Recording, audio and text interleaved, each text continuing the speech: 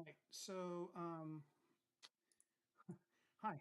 Uh, I'm using a new computer, and there's so many different things that have settings that I need to tweak. So, bear with me until I can get everything working.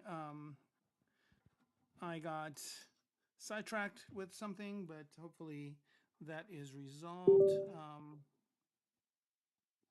Just want to make sure that my tablet is working okay. All right, it is. All right, so can everybody hear me okay and see my screen? If you can, please let me know in the chat and we can get going. Let's see, I think video's going, audio's going. Seems like everything is looking good. Um,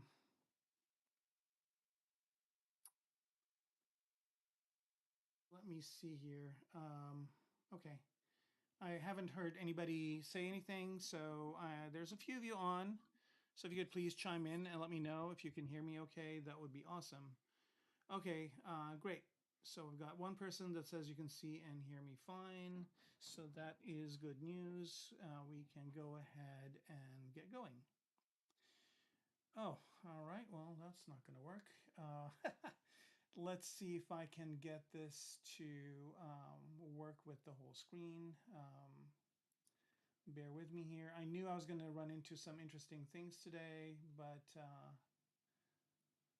here we go. That was an easy fix. All right. So first things first, I just wanted to demonstrate the speed of this machine that we're going to be using. So here, what I'm going to do is just show you the size of the document. I have a 2500 by 1500 document, which is pretty big. And if I zoom out here, you will see that it's a pretty big canvas. So I'm going to be doing this render. And I've got something that I worked on earlier, human character, and I'm going to go ahead and do the render. So let's go ahead and turn Redshift on, and we don't have that on, and let's just go ahead and start a render. Now, please note that I am streaming as well, and so this is going to be rather slower than it would be if I was just using it vanilla without streaming. But let's see how this goes. There's a few things that are going amazingly fast with this machine, so I'm pretty happy with the results. So here we go. It says rendering in progress. Usually the first render takes a longer amount of time, so I wanted to make this kind of true to form. So I'm just going to let it do its thing, and let's see how fast that render happens. So the first thing, of course, we're going to see in a little bit here is that global illumination will kick in, and then it will do the bucket render. And again, remember that this is a pretty high resolution image that the render is going to happen on. So yeah, we'll just wait a few seconds here. And in the meantime, if you guys have any questions, just holler away in the chat.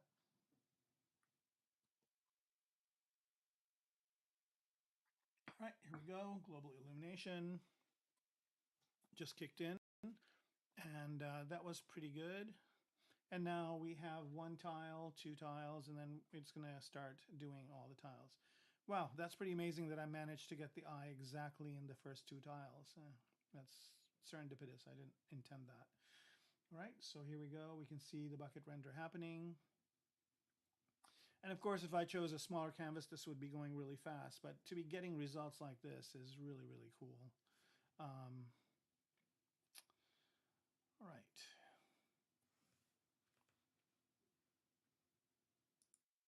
So while that is happening, let me see if I can change a couple other things here.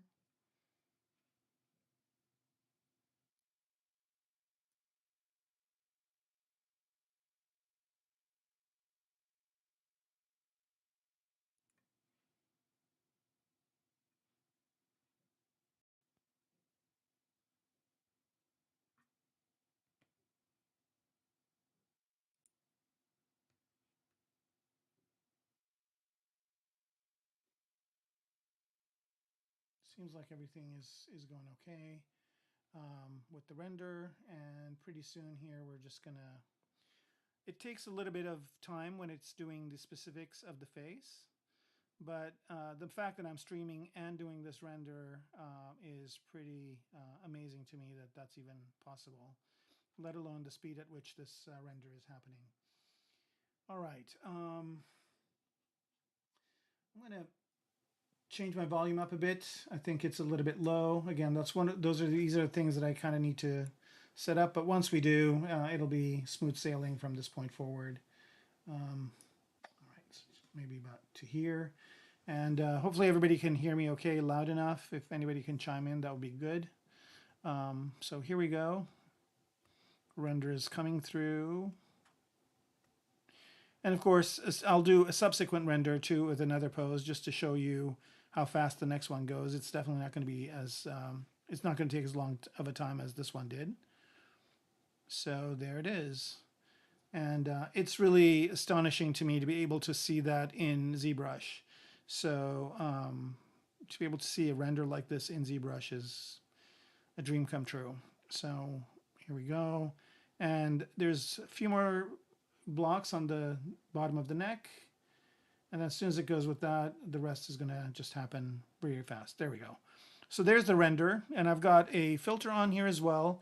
Now this is zoomed in, right? So, or zoomed out, right? So if I want to go to the actual size, this is what it looks like. So you can see here that I've got some pretty serious details on this model. It's about 12 million polygons. The active one, the actual, what it's rendering is about, let's see, all the visible ones, I guess the mouth and the eyes and everything, it's about 40 million polygons. So it just rendered a full 40 million polygon image. And I'm just going to go ahead and zoom out a bit. And we'll pick another kind of angle, like let's say something like this. And let's kick off another render. So this render, again, is going to take a lot less time than the first one did, just because the information has kind of been fed into Redshift already. So it's just going to not do it from scratch, but start from where it left off. All right. Hey, Fictional Key, how's it going, man? Thanks for joining us. See, the global illumination came up pretty fast. And then here it is, the render is kind of progressing a lot faster than it did before. So pretty nice to be able to do this within ZBrush. Really kind of a treat. Okay, so I guess after this is done rendering, we'll go back to the project we've been working on, and I'm going to finish it today, and then next time we'll start with a new project. I haven't really determined what it's going to be yet, but I'm sure I'll come up with what it is. All right.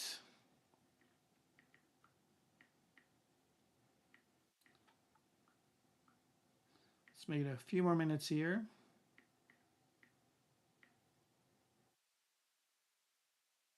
The thing that's weird is I use an app for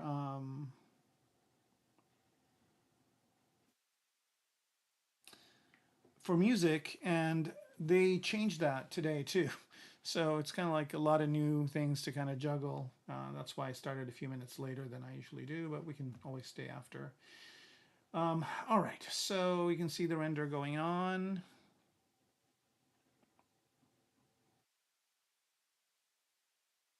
Again, 40 million polys at 1500 by 2500, which is a realistic render size for, you know, a really detailed web page or something else. And also, I should mention that ZBrush 2023.1 just came out with some cool new capabilities. I am using that, and also wanted to let you know that this face, this person, is also in the install images that come up. So, and this person doesn't exist. This is a person that I've kind of sort of melded together from a few different Scan 3D scans, 3D scans. So it's not one person, it's not another person, but it's kind of a meld between them.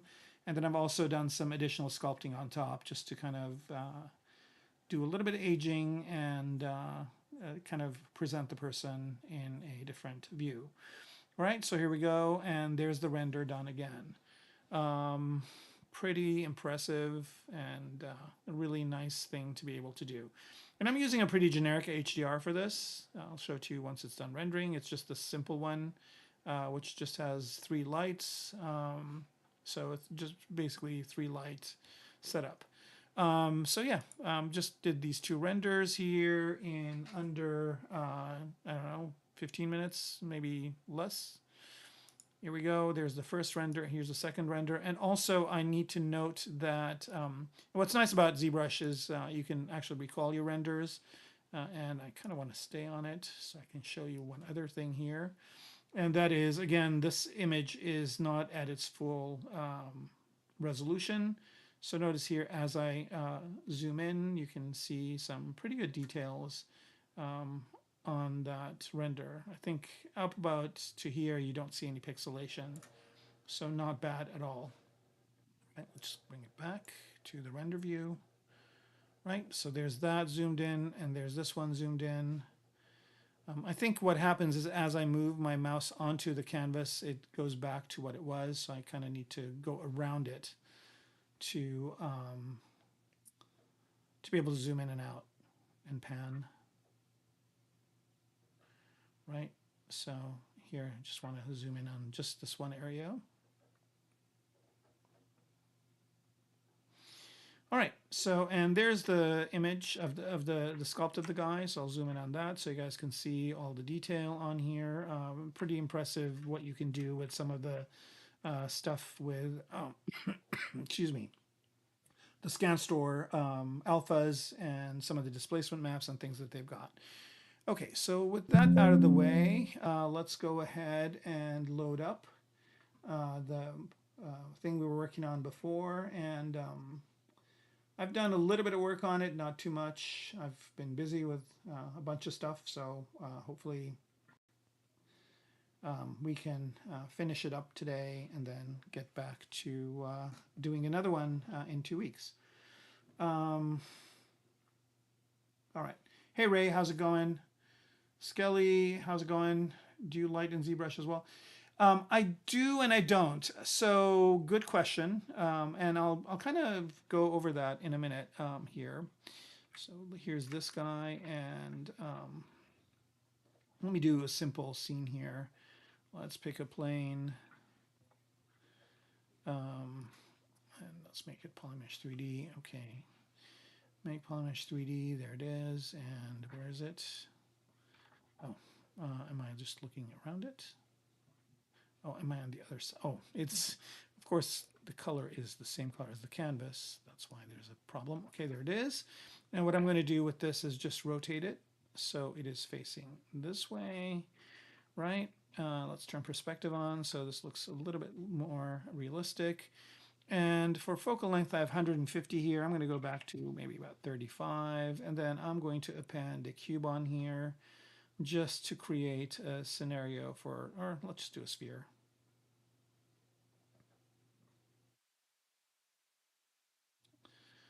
Oops. And let's make that sphere this big, place it on here, more or less, and let's make a copy of it and make one more copy of it like that. Okay, so here I've got 3 spheres. One other thing I want to do here real quick is I want to go ahead and change my document size because I don't know if it kept the old one. Yeah, it did. So what I want to do is I just want to go to the document size of the screen, and I also want to double that and do a half.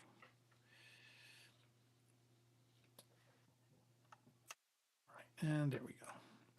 All right, I don't know why it picked this background, so I don't really have a background right now. So if I were to light this right now, I would do, there's 3 different ways I light in ZBrush. The first one is I can just use these existing lights. So here I'm going to use this one, which is kind of a key light. I'm going to pump that up to 1, and then I'm going to add a second light over here, this one, and I'm going to move that over to here, and 0.3 is good for that. And maybe I want a little bit of a backlight that's blue. I think it's this one or this one. It's one of these guys. It's this one. Let's turn that one on. And this, oh, did I? Where are you? Here you are. I'm going to turn this one off. I'm going to go to this one. And this one is a blue light that is, where is it? Is it behind? Or is it in front of? I'm going to turn these two off so I can see that one light. Now, I'm not seeing the lighting over here because I'm using a Redshift material. So I'm just going to go and switch to basic material. There's the blue light, and I want the blue light to be behind. And let's do that real quick, and then we'll turn these back on. The blue light seems to be still in front. Come on, go to the back. Here we go. So that I kind of have this blue sheen. Okay, so I still have Redshift on, and if I click render on this one, it's going to take a few minutes and render it. It's a pretty simple scene, so it's going to go pretty fast. And this is just using the basic lights in ZBrush. Notice here that I've got two lights lighting it, and I'm getting two shadows. I don't want two shadows, so I'm going to fix a few things. And also, this area here is blown out. That means that I've got too much lighting, so I'm going to drop this back down to 0.85, and then drop this one down to 0.25, and then the blue light, maybe drop it down to 0.25 as well. Okay, so that's the first thing I'm going to do. The next thing I'm going to do is go in here under light properties. This one has a shadow. This one's not casting a shadow, and this one's not casting a shadow. All right, so the blue light's not casting a shadow. This one isn't, and this one is. So I should just get one shadow this time. But let's go ahead and see what we get. Again, just click on BPR. As fast as the first render one went, this is going to go a little bit faster. And there it is. I haven't really done any materials yet. I'm just basically doing simple lighting. It's still a little bit blown out over here, so I might reduce my key light. Let's reduce this to 0.15, and then bump this one up to 0.75. Let's see if this gives me a little bit of a better render. Oh, you know what? I also have a ambient light, so I can drop that down as well, which I will do next time. All right, here we go. I think this is kind of what I wanted. Right here.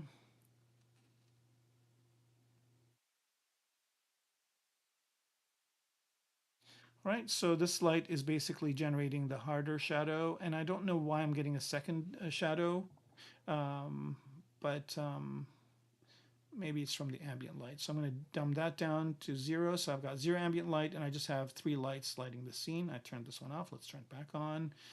And one more render. And it's always good to save your lighting scenes, and you can save them. So you can go ahead and click on Save here to save your lighting in ZBrush, and then you can bring this right back and use it on another model. I'm still getting that second shadow, and I don't know where it's coming from. Yeah, because I don't have, these two lights are not casting shadows. Just this one is. So I don't know where that second shadow is coming from. Okay, so that's one way to light. Another way to light, which I like a lot more, is by using Lightcaps. So what I do here is I just turn this one all the way to 0001, and then turn these two off. Okay, so I just don't really have any lighting right now. It's pretty dark. If I render it, it's going to be a pretty dark screen. And then I go to Lightcap, and then I basically use Lightcap to render. And the nice thing about Lightcap is if you click on this dot, it makes it a plane for you. So if you're used to lighting in Keyshot or something like that, it's similar. So the strength of this light is 0.25. I'm going to bump that up to 0.75 like this. All right. And so that basically creates that light, and then I can move that light. Let's say I want a gradation from top to bottom, so I'm going to do that to light it. Okay, so this is 0.75. I can go to maybe 0.65 on this, and shadows on, and everything is pretty much the same. It's a white light, and I can blur it a bit if I want. So let's blur the light a bit, and I can scale the height and orientation. So I don't think this is going to make a difference, the height, but maybe the width will. Oh, not in this case. Okay, so that's the first light. And then I can add one more light, and this one's going to be kind of a, maybe more of a key light. So I'm going to give this one maybe 0.5 strength. And notice here that this light could be anything. I can go in and choose an alpha for it. So maybe I can choose a square alpha, maybe this one, right? So this is kind of more of a defined light. And then I can also, play around with the strength until I get what I want. So there's one light there. And then, so you can kind of see it here in the display. And then I can go ahead and add another light as well. So I can go in here and say, let's do a new light. This is one more. And this one's maybe a bounce light coming a little bit from the bottom. Maybe has a pretty low intensity. So there it is. Excuse me. So now that I've got this, if I press BPR, I'm not going to get this lighting. So I'll just do it just so you can see. I'm going to get something kind of very not realistic to what I did. I don't know if they fixed this or not, but maybe they did. See, I'm getting more defined shadows and I'm getting the light, but it's not really lighting as I'd like it to be. So I'm going to go back to light number 1 here and pump that up to, let's go to 0.75, maybe 0.85. How about that? Just get a really strong light coming from above. And now what I'm going to do is I'm going to do 2 things. I can create an environment. So if I click on this, okay, that creates an environment. So now in my lighting in background, so here under background, notice that it places this as an environment. So it's almost like it added an HDR to the back of the image. And then, but it's not an HDR. I just need to note that this image that it created is not an HDR. So it is basically an image that it is going to use to light, but it's not an HDR. It doesn't have the dynamic range. But in a lot of times, if I'm just kind of working on something to kind of get a type of lighting that I want, I can do it this way. Another thing to note is you cannot save out of here. So if I click on here, there's no option to export or save this. So if you do want to save it, the way you could save it is, if you go to Lightcap, you can also create a texture with this, which will create it as a texture over here. And then here you can go ahead and export it to something else, right? Okay, so that's how you would save this and then use it in the future. And then here we'll go ahead and do a BPR render to see what this is going to look like. And this might take a little bit of time because we just changed the lighting, but there it is. And there it is being lit by these lights. I guess I still need to pump up the lights a little bit more to get a better lighting scenario. So the first one was you use ZBrush lights. The second one was use Lightcap and create a environment with it. And here I can just basically, if I want a little bit more, this to come up a little bit better, I can maybe pump up the exposure a bit. So let's just go a little bit more on the exposure, maybe about that. Let's see what that looks like.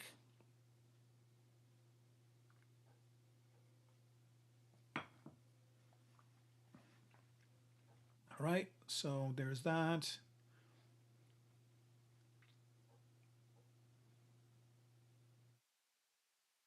And the size of this render, by the way, and the document size is going to be pretty big. So it's 2500 by 1500. So it's pretty close to what we had before. Maybe I will go and half this so it takes less time to render. When you're doing tests like this, you probably don't want this big of a document. So I'm just going to half that. Yes. And there it is. And I'll just draw this back out. All right. So this should take a lot less time to render. This is basically the document size now is about half of what we had, which is 1298 by 763. So this should scream along pretty fast. And then if I want to actually change materials, just to let you know, ZBrush now comes with a shader ball, which is over here. You can use this shader ball to do testing on materials. It's got an HDR with it and everything. So that's how I would make materials. But if I want to assign materials and see what they look like, so I would do that in here. So I'm just going to go over to material. And, or actually, before I do that, I'm going to go ahead and go into subtool and separate these spheres into 3 different spheres. So let's go ahead and say split to parts. Okay. All right. So let's say the first sphere that I have over here, one of them, I'm going to assign a material. Let's say, I don't know, how about, let's go with aluminum. So now everything is aluminum because everything is basically doesn't have a material assigned to it. So there's aluminum, and to assign the material, you click on M for material, and then fill object. Fill object is in the color menu. Okay, so then we go to the second sphere over here, and then let's just choose, how about copper? And then we will do a fill object on that. And then let's go to the third one here, and then let's just choose something like wax, why not? Okay, and then let's say fill object, and then the ground is going to be whatever is chosen here. So I'm just going to go ahead and choose a simple, I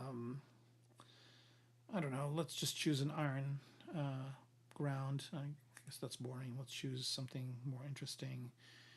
Something like maybe silver. I don't know. Why not? And then fill object on that. And do a render. And then we're getting a pretty good render. We can see reflections of the other objects inside here. And of course, if I want this to be more, the wax has some nice subsurface scattering happening. So this is the renderer that I get. I don't know if the ground material is something. I might choose a different material for the ground. Let's just go ahead and choose iron. It's too reflective. And also I can make the ground a little bit wider as well. Bigger. How about that? Okay. And now if I want to properly light this, I'll just choose an HDR. So here under image, I'm just going to go ahead and click on import. And I'll just choose an HDR from the HDRs that I have. This might take a minute or two.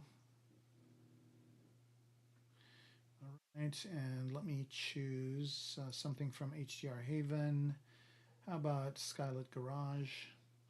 There we go. And I don't want to see the light. So, by the way, these things I've placed over here on my UI. These are in the light menu. So they are in the light menu under background, right? So this on and this I've placed on my UI because I want to be able to change those. So by turning it on, you can see the background, but if you turn it off, you don't see the background. Okay, so there, let's just get a decent composition going here, something like this. And let's go ahead and render that. So the third way of lighting, I guess, is the lighting with an HDR. And this HDR might be way too bright. You can see that it's kind of blowing it out over here. So if you run into a scenario like this, excuse me, what you need to do is maybe bring down the exposure or the gamma of the HDR. I'm getting an interesting pattern here of the iron. I don't know if that's part of it, part of the material itself. I might choose yet another material for the base. Right, so there it is. Okay, and I should note that these balls are not very high resolution, so that's why I'm getting a little bit of stepping. But for the ground here, I'm going to choose yet another. Make sure I'm on it. I am. Let's see what else there is that might be good.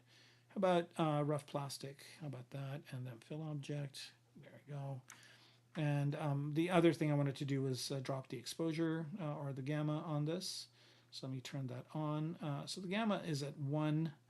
Let me try 0.8. And see if that kind of brings it down. So, you know, it's basically just like any other program where you have to get some tweaks going. Ooh, that did not go over well. Had the first BAM of the day, but hopefully this is the only one. I think there's just a lot going on with that model. I'll start out with something blank. I mean, actually, we'll start with the shader ball that comes with ZBrush. That might be a good way to go. All right. Most recent session did not end well. Yep, we know that. Did it save it?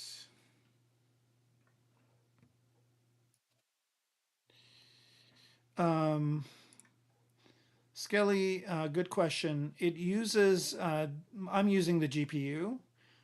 So it depends on which version of ZBrush you have. I think if you have the perpetual license, it uses the CPU. But if you have a subscription to ZBrush, then you also need a subscription to Redshift. And if you have both of those, then you can render with the GPU. So it depends. If you definitely need to have fast renders, you probably want to invest in getting the Redshift subscription. All right, let's go to projects here and let's bring up that shader ball project. There it is, and let's zoom out. I think the document size on this is pretty good too. And then let's zoom out a bit. This is nice. It's just basically this model, and then it's got this background, and there it is. And so the thing about this that's kind of a challenging is that a lot of the pieces are not. A lot of the pieces are separate.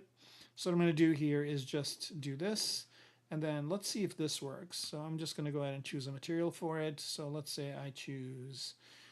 Sorry guys, I'm completely going off a tangent here, but you guys are asking questions, and I think it's a good thing to do to answer them. Okay, so I'm just using this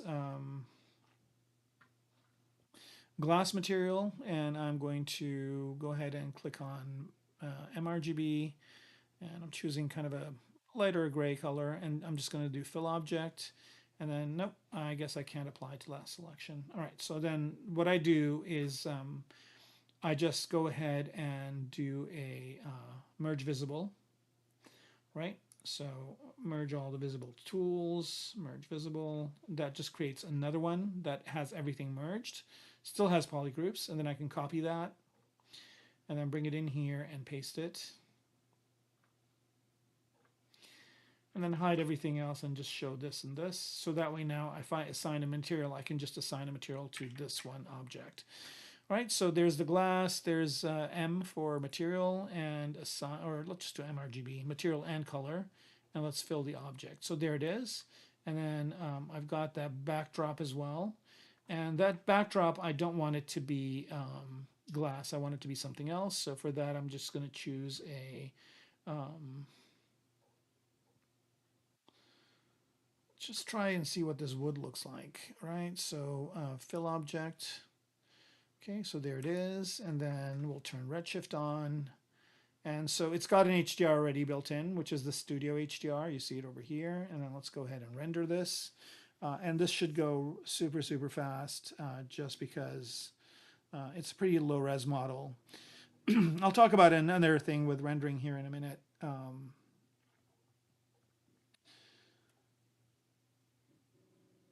Yeah, it definitely, you know, it definitely does do amazing stuff. Skelly, and then this other person whose name is really dark.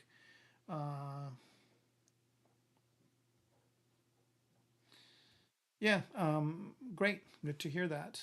Okay, so here we go. It's rendering this glass, and apparently this is kind of a very thin glass, so it's not going to come across very well, but which is fine.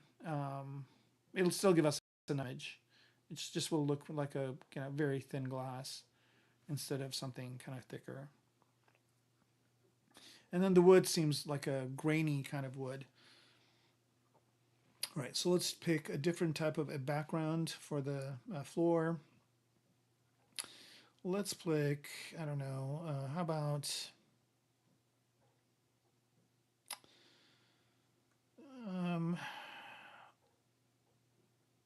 platinum's too green. Let's just do simple brushed metal. Okay, so that's the background, fill object, that's done. And then for this, I just want to make sure a couple of things are there. It's kind of faceted, so I'm going to go to Redshift properties, and smooth surface is on, which is good. And then I'm also going to turn dynamic subdiv on for this as well, just so I get something cleaner. And then for this guy, for the sphere, I'm going to choose a different material this time around. I'm going to use a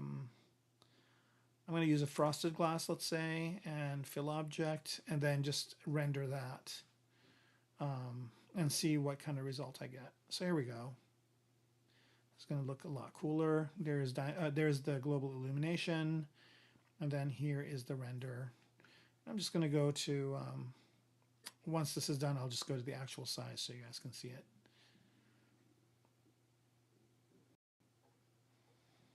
And again, this is calculating refractions, reflections, all sorts of stuff, and giving me this result on this shader ball.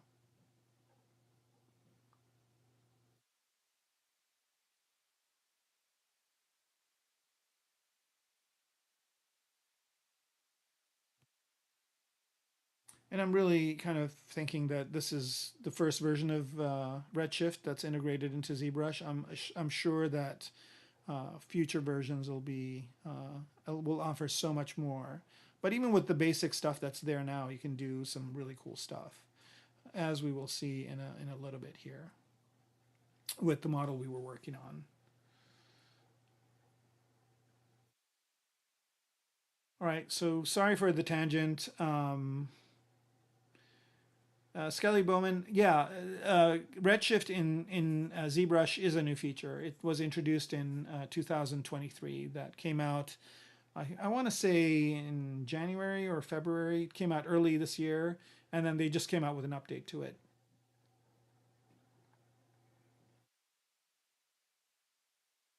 It seems to me like they're really pushing people to go to a subscription model. So I think if you get a subscription, you will get all the new features and everything.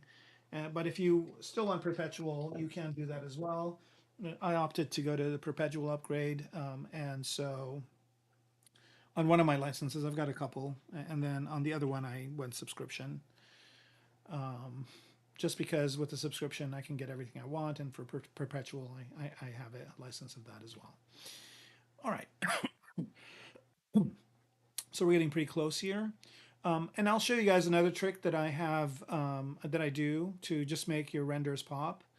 And that is using render filters. And as soon as this is done, we'll go check on that. Right, here we go. Not bad for a quick render.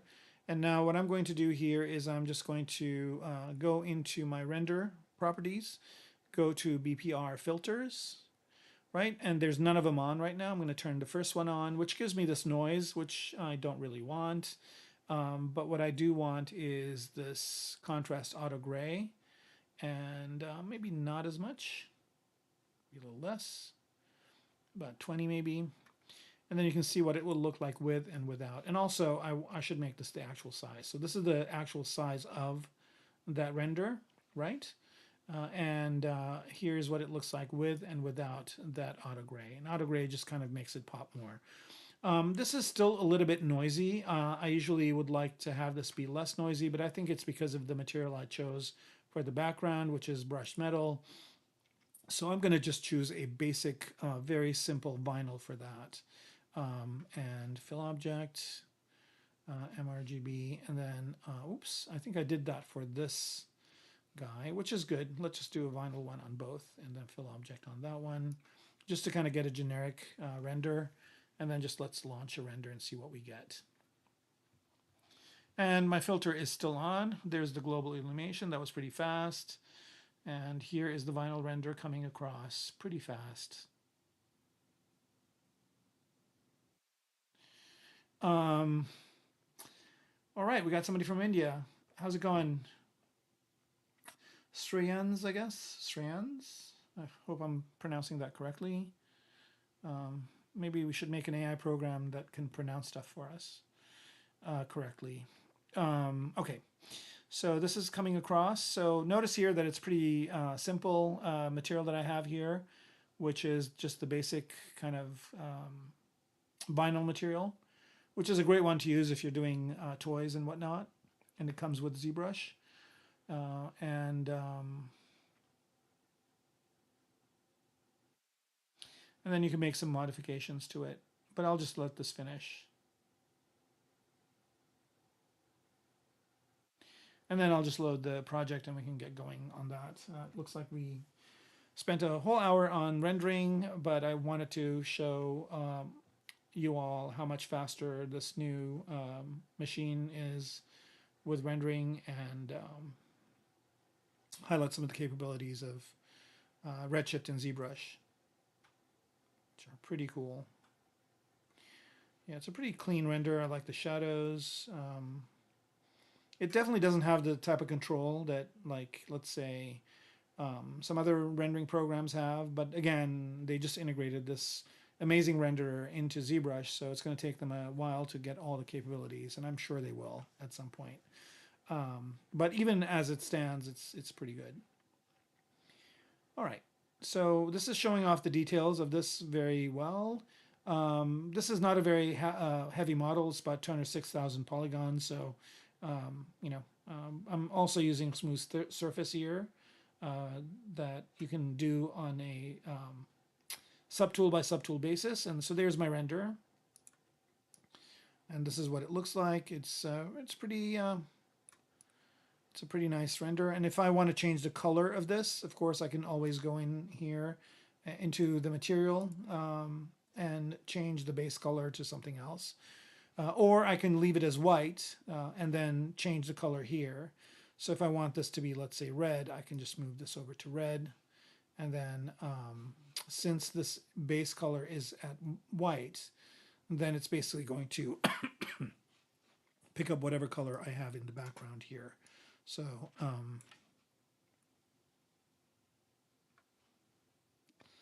see, so that, right?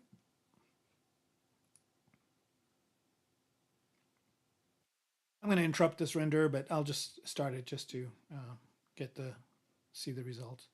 Oh, no, it's still white. I guess I need to change it here. I didn't realize that this was one of those materials.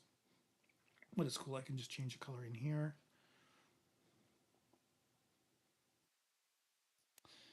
Maybe that's a little bit too dark of a red, maybe lighter.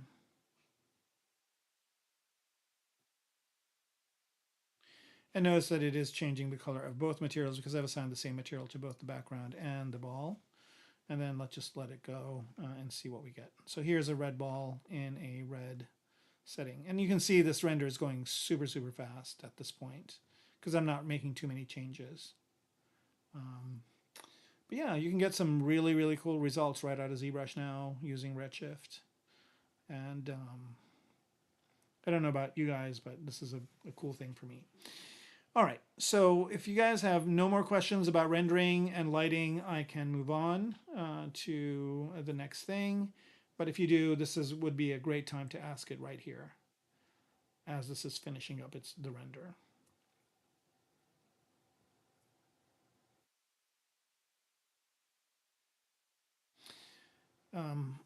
What's also nice about this is they've added an undo for the material. I haven't added it to my menu yet. I will soon.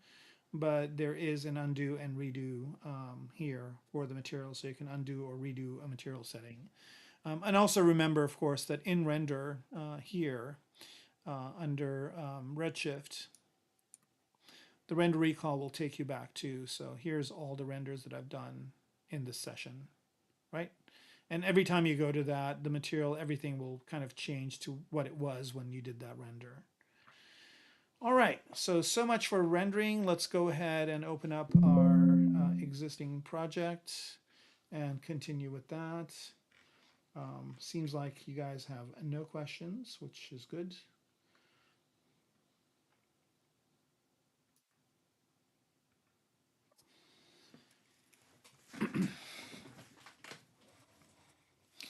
And if you guys want to see what's new in 2023.1, you can watch the announcement of that.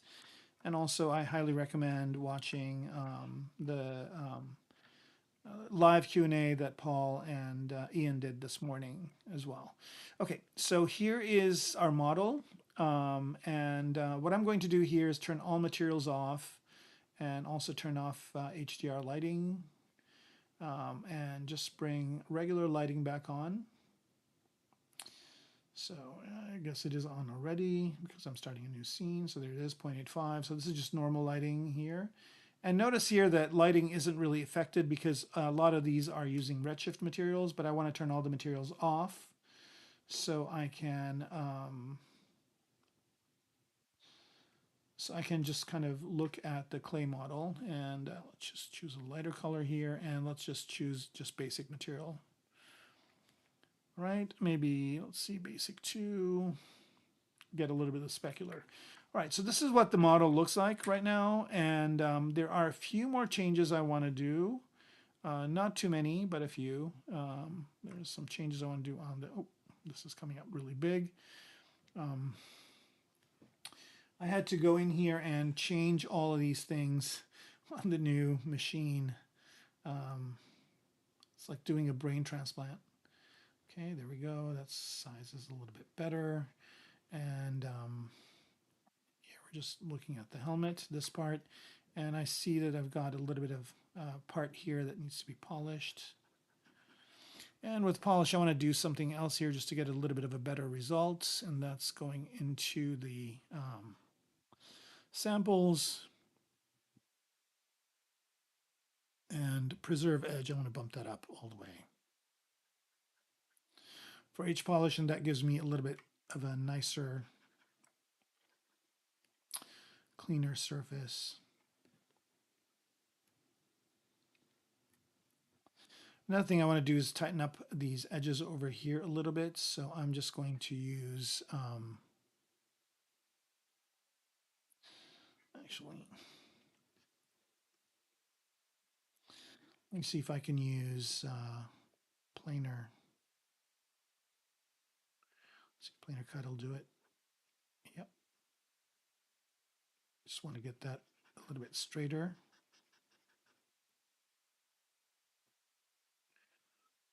Maybe reduce the intensity.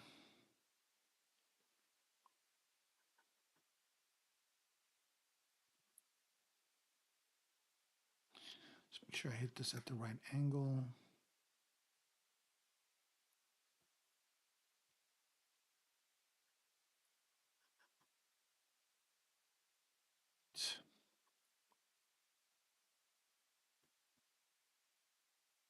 Try doing something else here. Going to be a little bit difficult to do, but I think I can do it.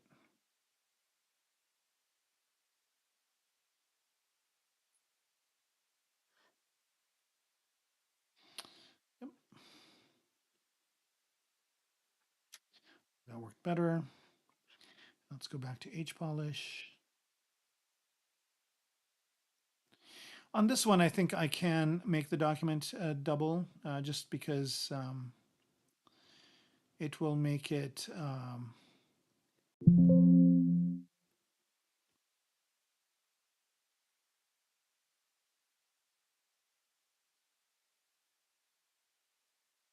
it will make it a little bit more less and alias. So here I'm just going to go ahead and double it. Yes, Control N, a half. Yep. So I don't really care about this inside part. I mean, there's some sculptural kind of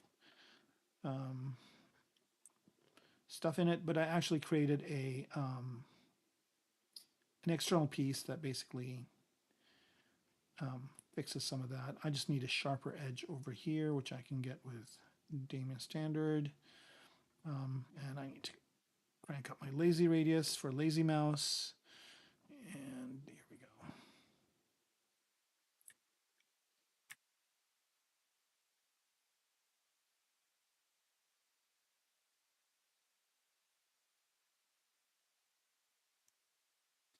Maybe even longer.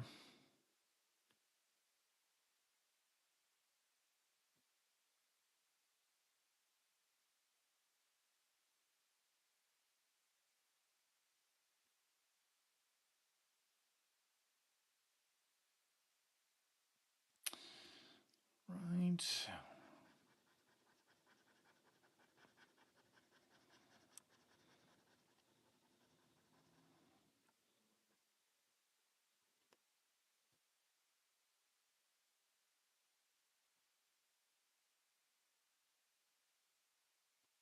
Right, so it seems like there's a bigger gap here than I would like, so I'm just going to use the move brush just to tuck this in a little bit. Probably will be easier to do at a lower subdivision level. Maybe not that low, maybe about there.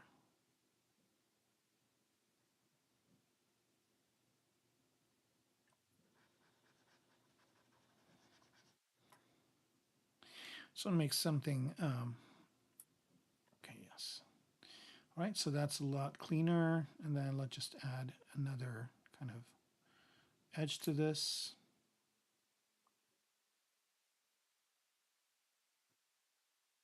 Just to make it seem a little bit more hard surfacey. God, I went out quite a bit.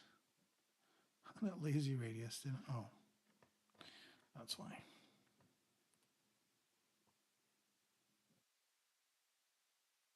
It's too much. I'm going to reduce the intensity a bit.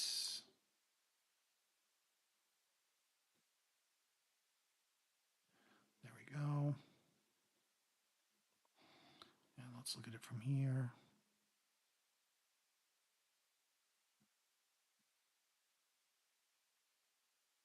All right, so that's a bit of a cleaner edge than what we had before. All right.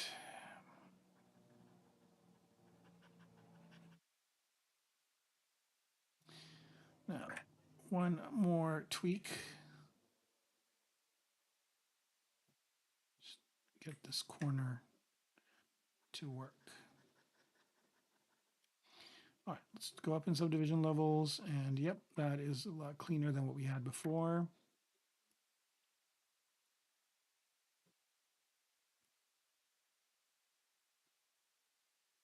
I just want to pull this out just a little bit, like so. All right, and then over here, I was toying with the idea of adding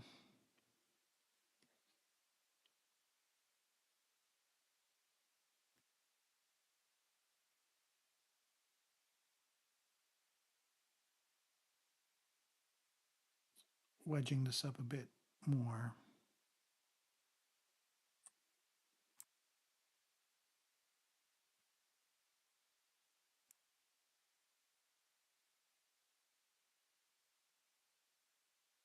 That, and then just to add some visual interest, I'm actually going to go ahead and choose a brush.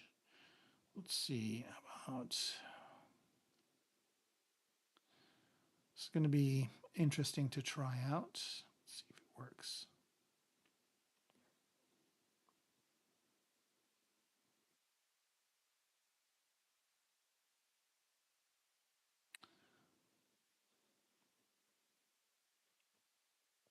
Right, what I'm doing is just choosing a smaller size here. Let's see, come on, work. Nope. Not this one, maybe. Let's try and see if we can do, yeah, here we go.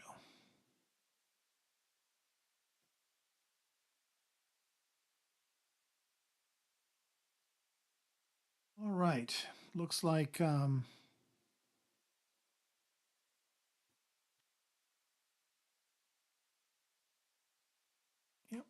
this is working.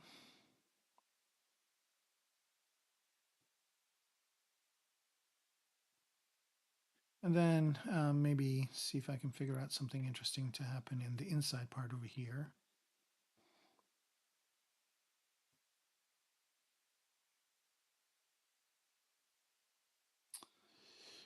All right, that's good to know.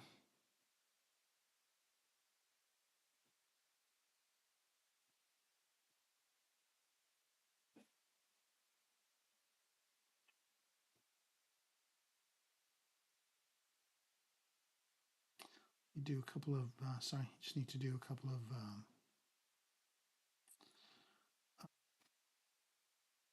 responses here.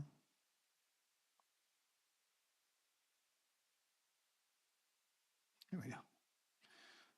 All right, so now let's choose a different brush, maybe, let's see.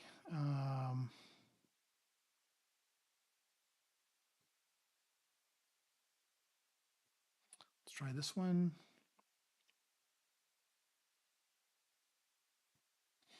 I don't know why it's not doing it. Come on. Is the intensity not enough?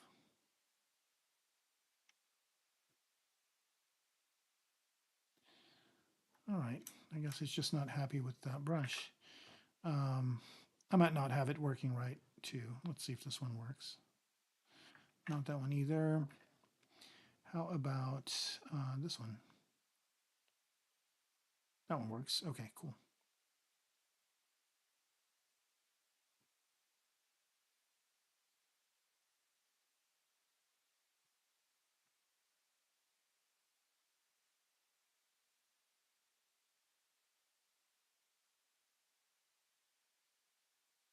See what that looks like with everything. And it creates a little bit of an interesting area over here. I should just store a morph target on this guy. Let me delete the morph target that's there, store one, and then we can bring stuff back in if need be. Right, so I'm just using the shift key here to add a straight line.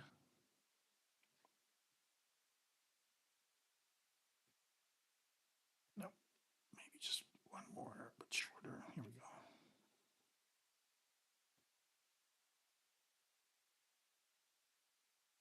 Just a little detail for the light to catch.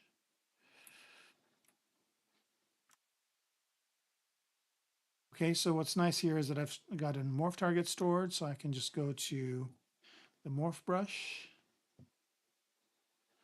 and bring back the areas that I want to be better. Something like that.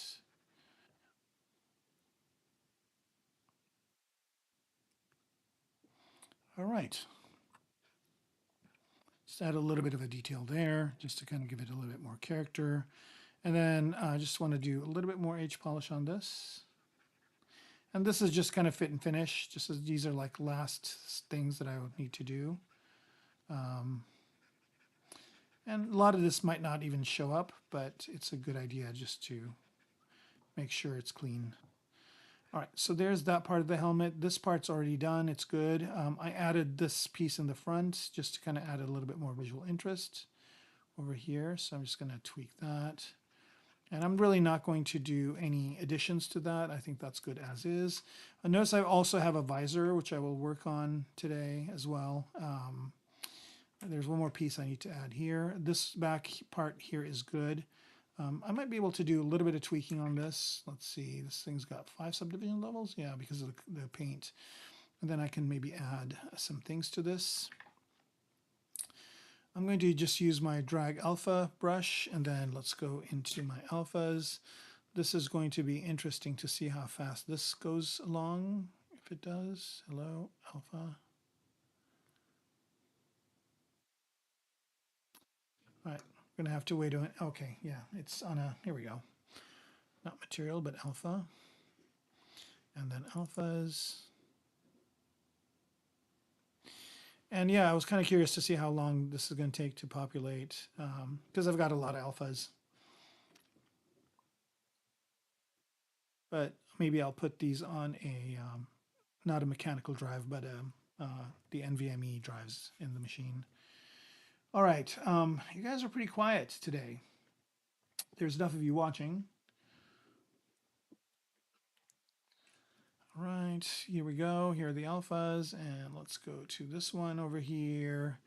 And I'm gonna go over, let's see, which one do I want to use? Let's choose the Chaos Masons ones. They've got some good ones. And what I was looking at? I was looking at this up here, and maybe adding, let's see, what can we add on here? That might be interesting. Maybe one of these guys. All right, I'm just going to add a few of these alphas so I don't have to come back into this menu. Let's say we can add one of these guys.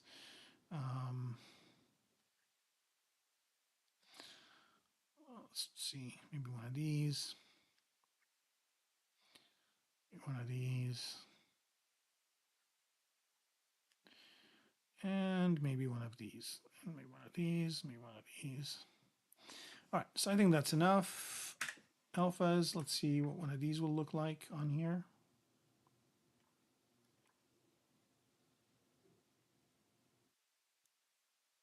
All right, maybe add one more subdivision level.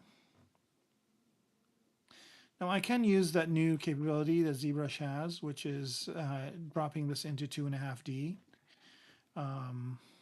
And then doing it that way without adding subdivision levels. That's a pretty cool feature that they just added.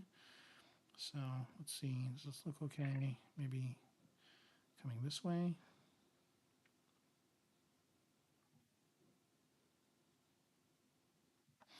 No, it looked better going this way. I think this kind of looks good right there. All right, so there's that.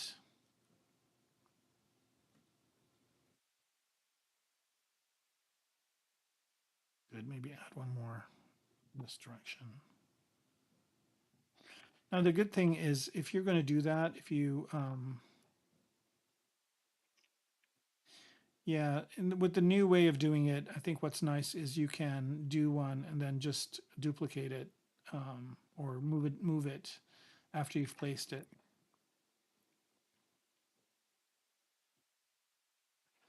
Right, that's good enough.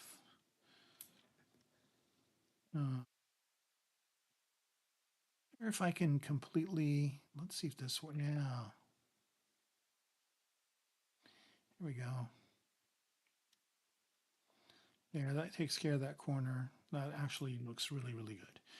Okay, and then with the visor, I added this little piece over here, but maybe I need to add another thing in here. So let me see if there's something in the alphas that I can generate into a 3D object. I wonder what this would look like generated into 3D object. All right, I'm going to choose it, and I'm going to go to alpha, make 3D, and I'll choose a resolution of 256. And let's do a make 3D on that. And that's going to probably be over here on its own. What does it look like? Wow, that's interesting. It's not exactly what I thought of, but I think I can actually do something with this. What I need to do is cut, maybe let's do a mask clip circle center and do this.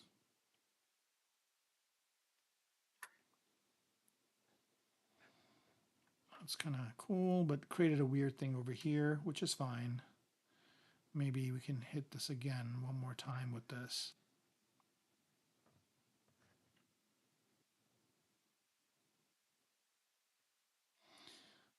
One more time.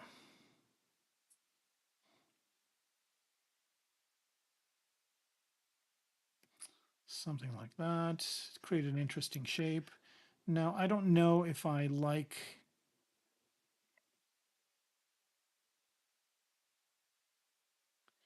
And the topology of it is probably horrible at this point, but I can always go and say detect edges and zero mesh this. Let's see what we could get.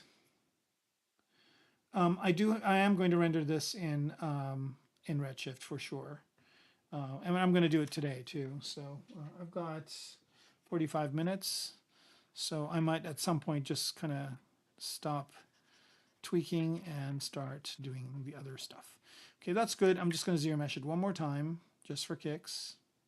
Okay, this is a little bit better. And then I'm going to copy this and paste it into this scene right here.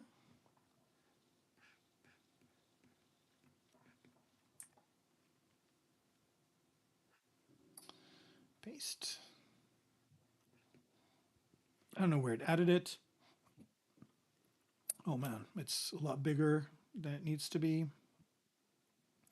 Let's center this, resize it, and move it over to where it needs to go.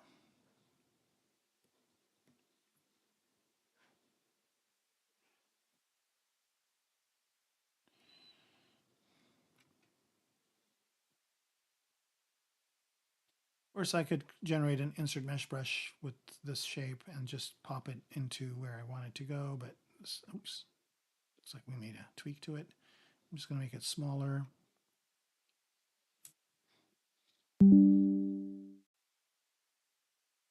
Pop it over here.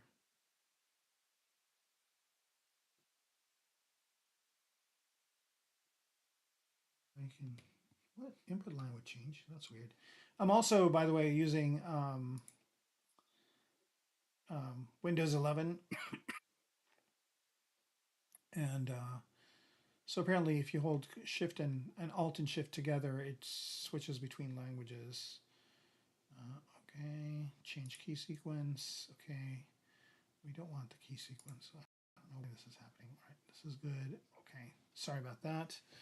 Hopefully that won't happen again. And if it does, we'll figure out a way around it. Right, so there's that, there's that. So many new things happening at once, right? And I just have to figure out a good way to kind of place this so it transitions between this earpiece and then this piece right here. It's almost there, a little bit further out. There. I think that looks good. Maybe not have it be so thick.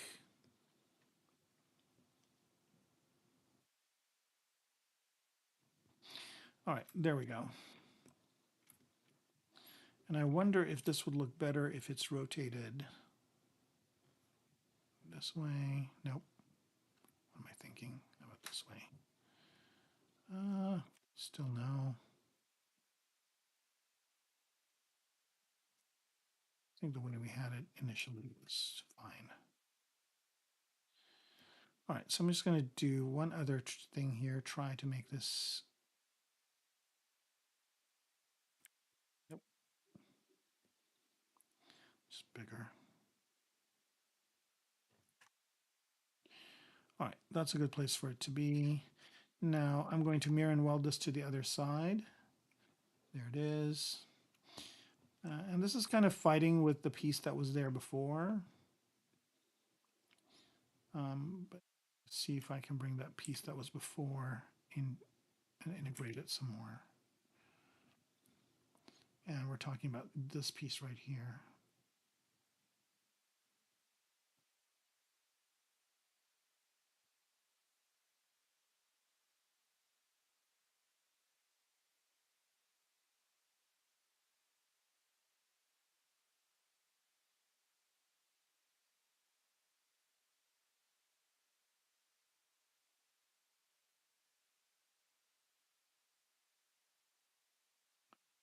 That's good. Nope. I'm just going to leave it where it was. That's good. All right. So there's that. So the thing about this is it kind of gives it an idea that you can rotate this visor up and down. So it kind of gives that illusion. To mirror and weld again. Somehow it got tweaked.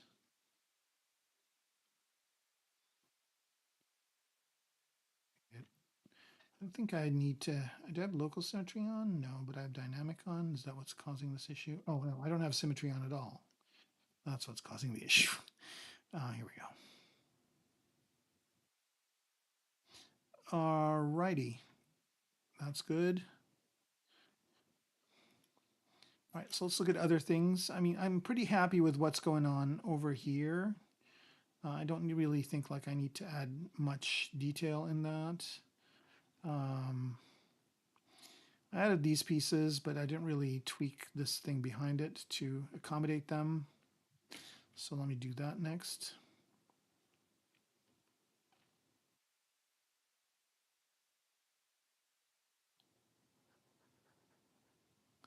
Oh, lazy radius is way up again. Let me just kick that down.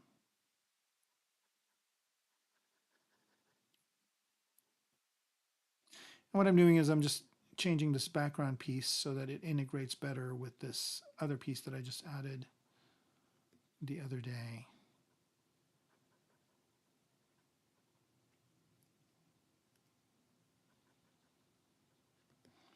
All right.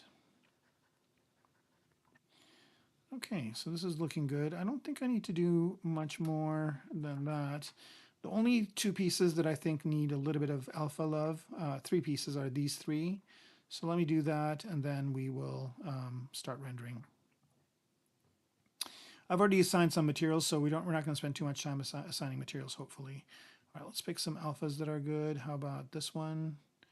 And let's pick this piece. And no.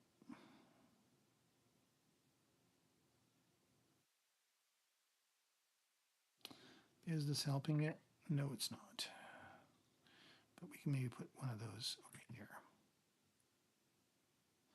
I think I could do one more subdivision level on this guy.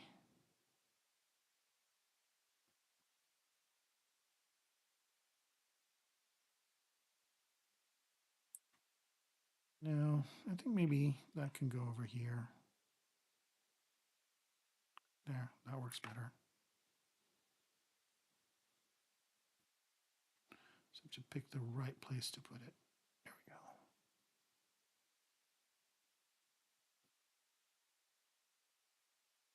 Something like that.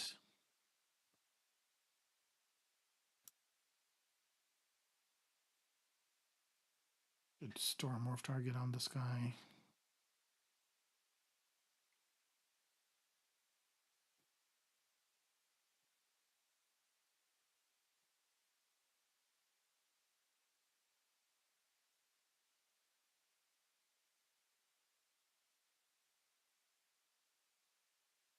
Here we go. All right, so I'm going to use the morph brush again. And I think I have it in my regular UI, but I don't know why I'm just using it this way. And then maybe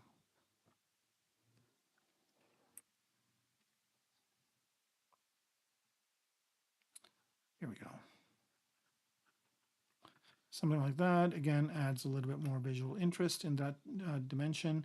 And the way that this disk here is integrating is a little bit weird, so I'm going to make some changes to it as well. Maybe add a couple more subdivision levels to it.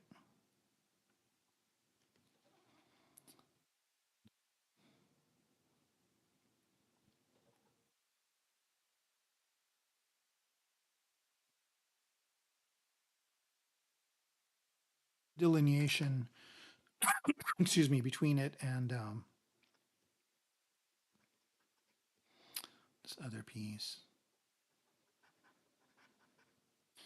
All right, it's just going to be two different materials. Okay, I think we're good. I think sculpting we're done. This is good. There was this one piece that I was kind of experimenting with, and I might do it again. But before I do that, let me do a quick save. I've done quite a bit of work here. So let's let that do its quick save, and then we can get back to it.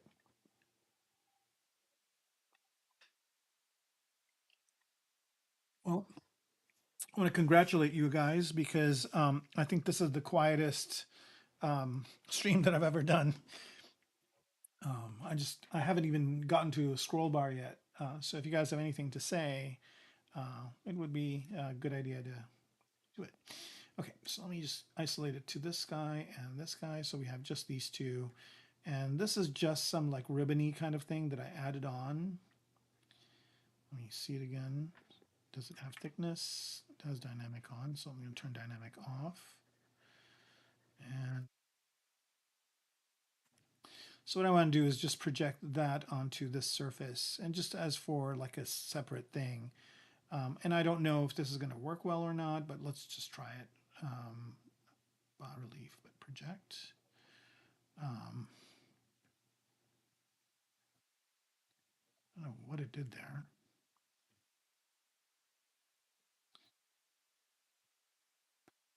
Let's just move it up. You know what? I'm not going to use this. I think it's, well,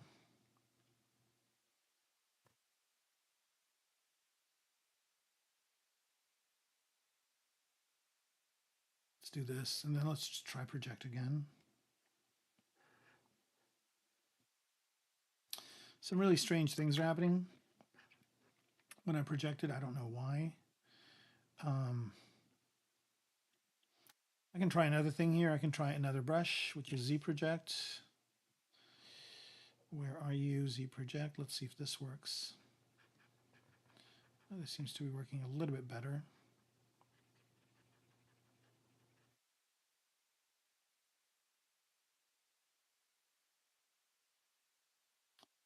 Here and weld this thing so it's the same on both sides.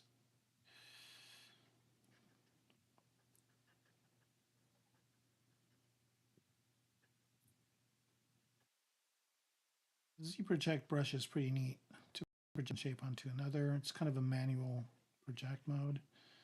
And it kind of helps you get to where you need to get to. And I don't know if I need this thing to go all the way around, so I might cut a piece of it off. So maybe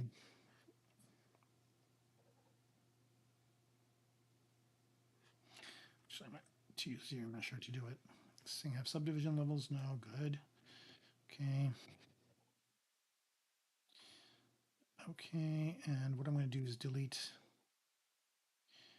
poly loop and just delete. Okay, here we go. Oh, so it's not symmetrical. Let's do another mirror and weld.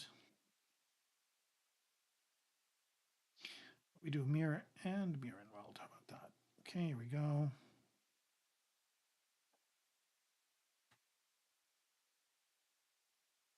Draw size is so big. Here we go. Bam. All right, so that's gone. And then I'm just going to do delete island.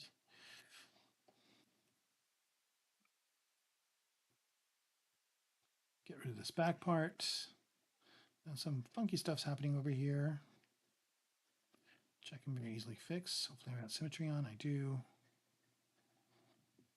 Funky stuff happening here too. All right, looks like somebody is asking a question. I'll be with you in just a minute. I'm going to go and do a project again on here.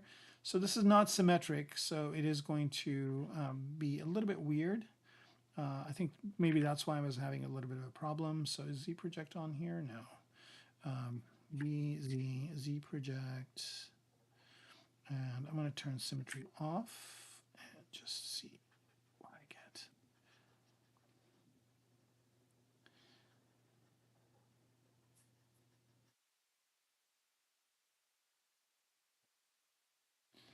All right, I will get to your question in just a minute here. And this is just something that, you know what, I'm spending too much time on this and I don't want to do it, so I'm just going to delete it. Sometimes it's not worth doing certain things and you just have to decide whether it's worth the time, and I don't think it's going to be worth the time. You just bring everything back just to confirm.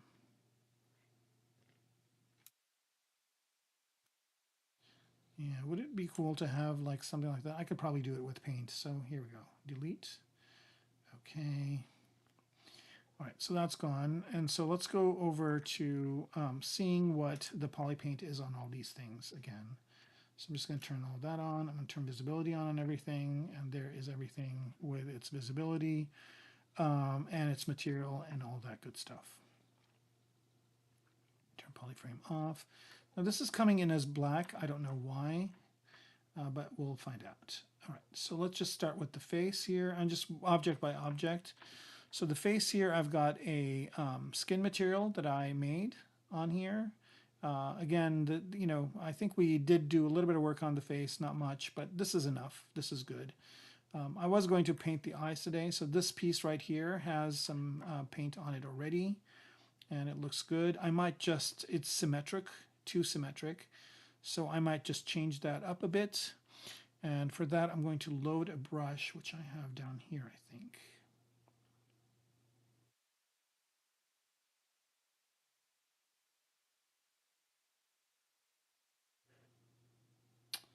I guess I don't have it over here yet. No worries, I can get it.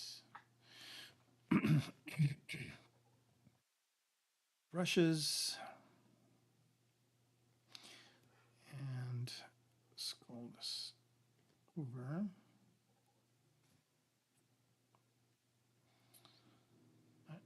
Just a second. What just happened? All right, here we go. Let's do this again.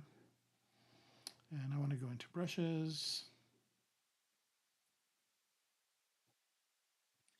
And I want to go to paintbrush. And this one right here. All right. And so now it's mirrored. I'm going to turn off symmetry.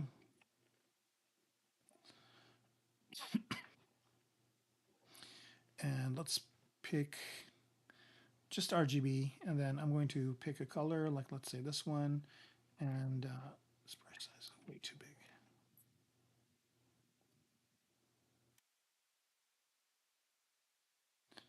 Right, and just maybe erase the one side just to kind of not make it seem so symmetric there. And then here, and just tweak some of these things. I'm just picking the color next to it and just painting with it.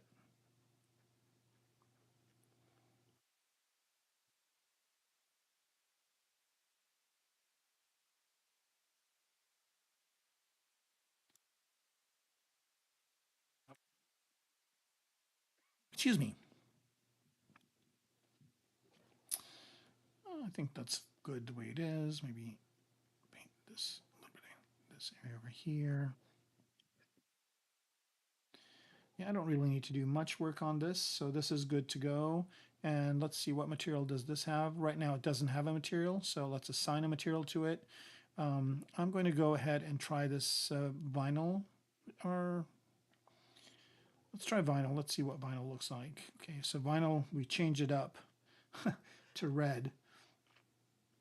So I'm going to go ahead and change it back to white.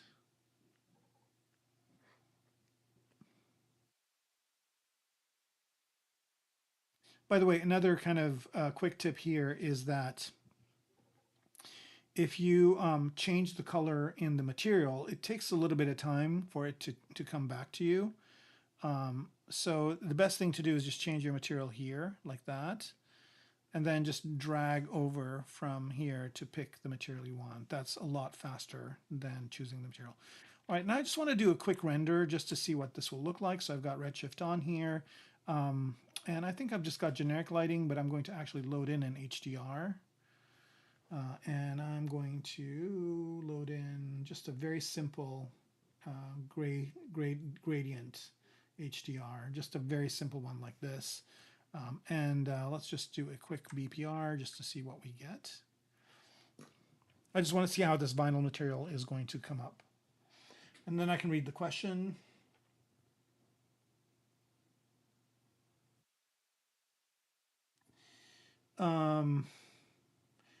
Right, so the question is that you're bringing in a model from 3ds Max and it's triangulated. So one thing to know is that ZBrush can only have quads and triangles. It cannot have n-gons. So if your model is coming in from 3ds Max as with n-gons, it's got to triangulate it. It actually will give you a dialog box when you bring it up and says that there are some things that need to be triangulated. Okay, so this is what this looks like, which I'm not very happy with, so I don't think I'm going to go with vinyl. Let's pick, I have a red plastic here that I kind of like, which is what I had before, so I'm just going to choose that. Of course, the color is not red, the color is white, but it's got all these characteristics, and I want to see what this render comes out as.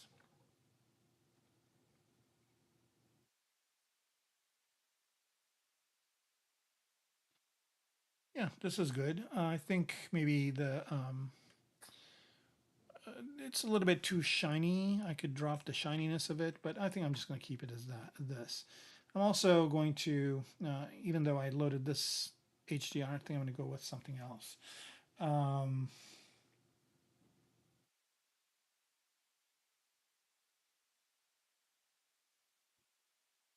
Just do another one, just a simple 3 panels. Not this one. Sorry.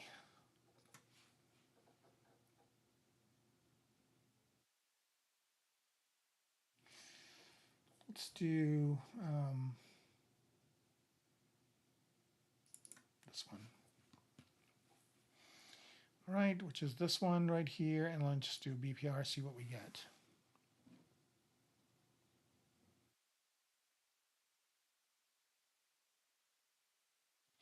I'm liking this already. Okay, let's go with that.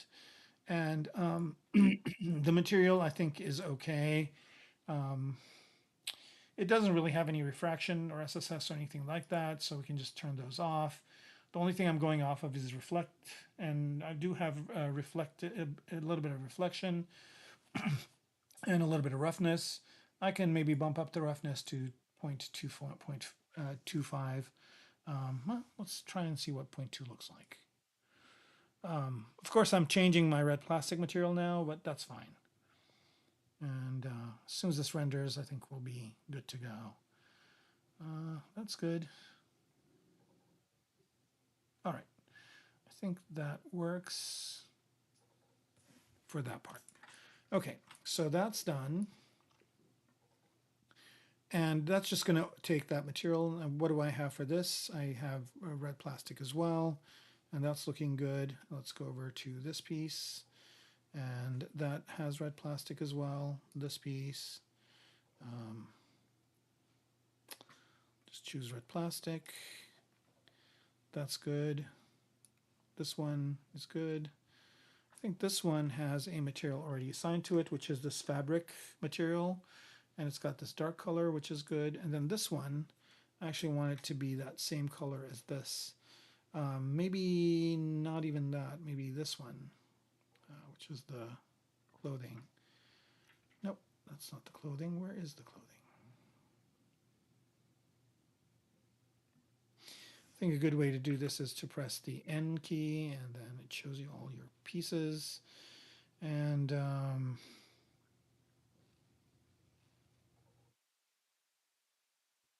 where is the piece I'm looking for?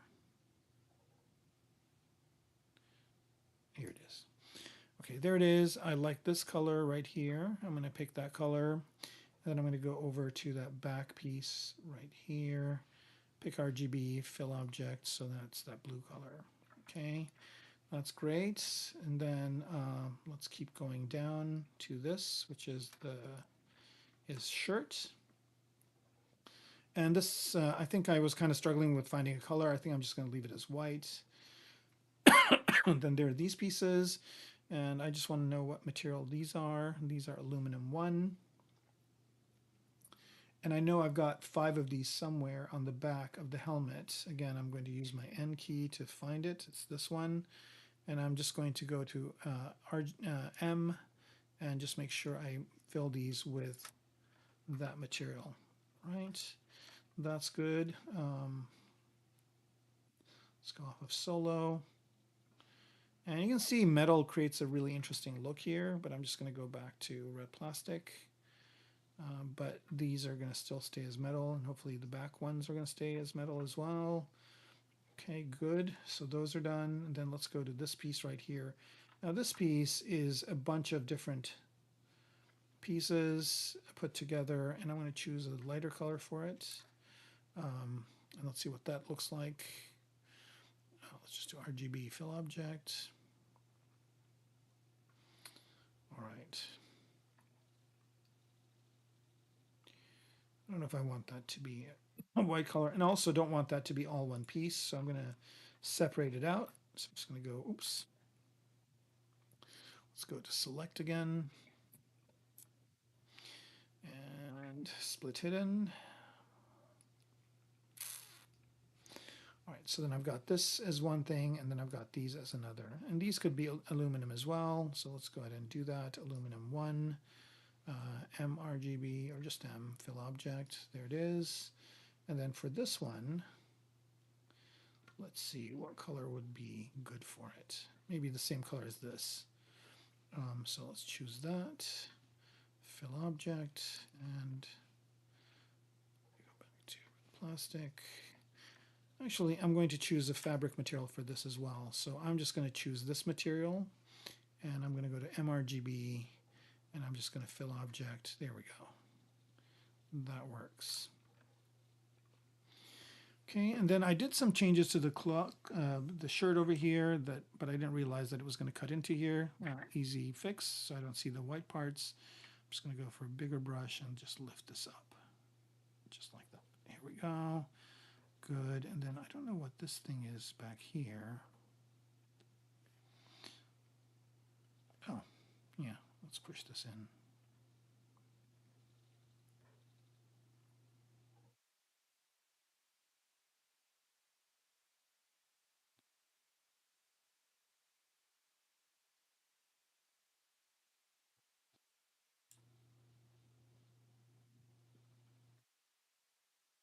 And I think that part I don't really need to see, so I'm just going to poly paint it real quick. So I'm just going to go to this paintbrush, solo that out, and then I'm just going to poly paint this with a darker color.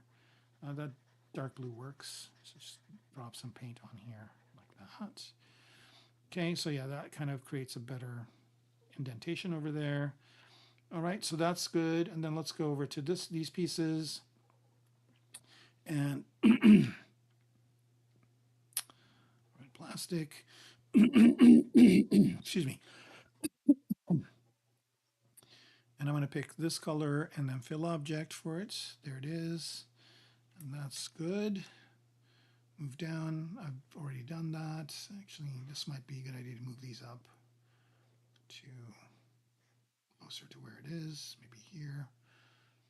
Some of these I've named, some of them still don't have a name, right? So there's this piece, and I kind of like the way this piece is, so I'm just going to leave it be. There are these kind of screwy things over here. I think I can make these a darker color. So MRGB, excuse me, and excuse me for just 1 minute.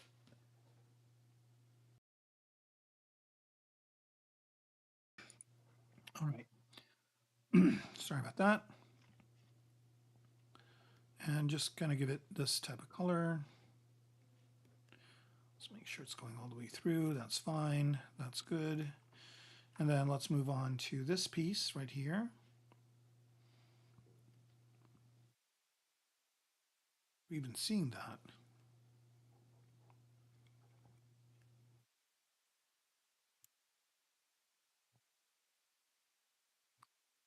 That's not what we wanted to do.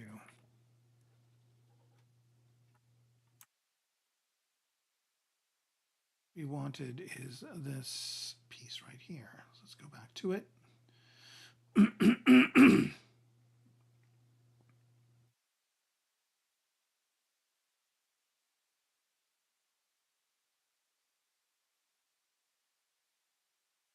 We did the frock, we did that.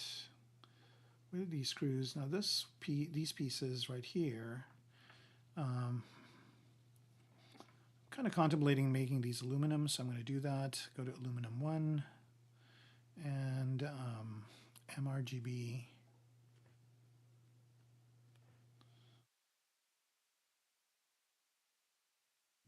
Fill object.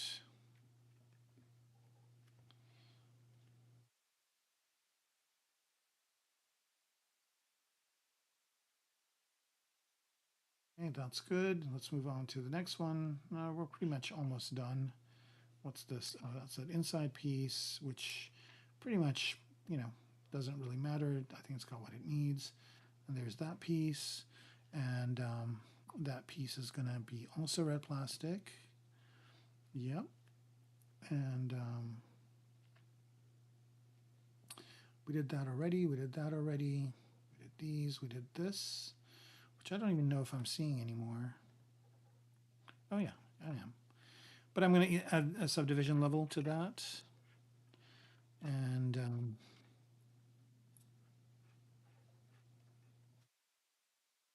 just do a little bit of tweaking on it. Again, this is something best done asymmetrically. Just it's part of this kind of clasp system here. So just do this. That's good. And I'm contemplating whether or not maybe I should lift this all the way up. Let's see what that looks like. Is that better? I think it is. So I'm going to do that on the other side.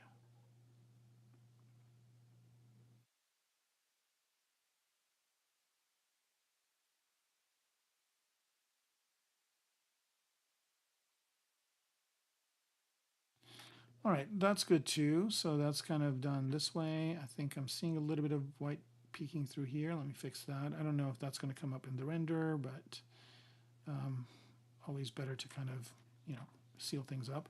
So this kind of looks cooler because it seems like this collar is kind of coming all the way down somehow. All right. So that's that piece, and then let's move on to this one, which is I think these two on the back, and they're fine. They're painted, they're good, and they're red plastic as well.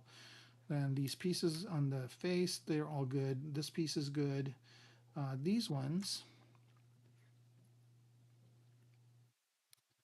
they're fine. And then that piece, did we get to that already? We did. What about this one? Where are these guys? Transparent. Solo. Oh, they're up here, but I don't really see them. Let me bring them everything back up. Oh, they're kind of tucked in there a lot. So let me see if I can use these at all or just get rid of them.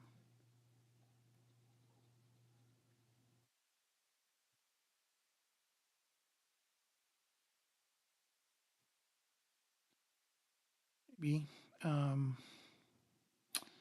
Yeah, maybe so. And let me just add a little bit of paint on there.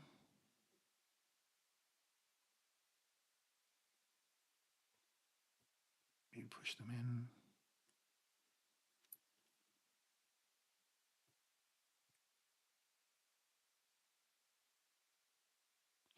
Yeah, I think I added these before, but then just forgot about them.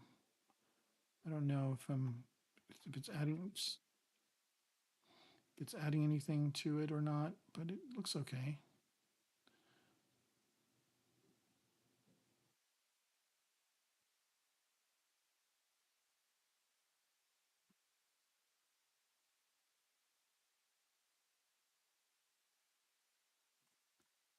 Right, and then just add a little bit of resolution to here, and I'm going to inflate them just a little bit. All right, let's see.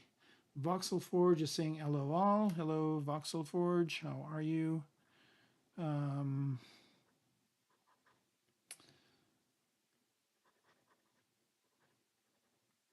yeah, Lavelu, or I hope I answered your 3ds Max question. But yeah, I mean, if you have topology that is, I'm also going to turn this off. If you have topology that is not n-gons, it's going to come in as triangulated into ZBrush. So make sure that your mesh is quadded if you can, and then you should be okay. What's this? Let's go to clip curve and get something more cool with this, and let's see what this is looking like. Okay, that's fine. I mean, it's a tiny little detail, but maybe it'll catch some shadows and create some interest. I don't like it how it's flowing into this bottom part, so I'm gonna maybe just move this over like so. Yeah, go ahead, ask away. We definitely like answering questions on these streams, so please do. I'll answer it to the best of my ability. That's good, that's good. This is the inside part of the helmet, which is over there, and that's good as well. I think we're almost done here. That's okay. I mean, I'd like to get a little bit more detail on these clasps, but I think it looks fine. This looks good too. Maybe we can add some weathering to these. I'll do that. And then there's this, which is the visor. And there's that and there's that. Okay, we never really assigned anything to this, so let's do that.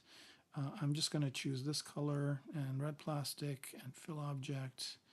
There it is. Does that look good? No, maybe choose this color and fill object.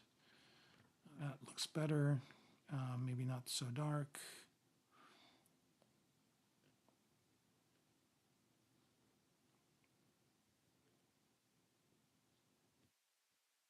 Something like that. Okay, so I think I've got pretty much everything that I want in here. Let's go ahead and do a trial render and see what we get. So I just wanted to make sure I've got perspective on. For that, let's choose a focal lift of 150. That's okay. And then let me zoom this out a bit. Right, so compositionally, I'm just going to kind of just do a simple render of it like that. I've assigned, by the way, to this, I've assigned a glass material to this front part. And I think red plastic is going to be kind of the default material. So let's go ahead and do render, BPR. All right, so Lovelu, what's your other question?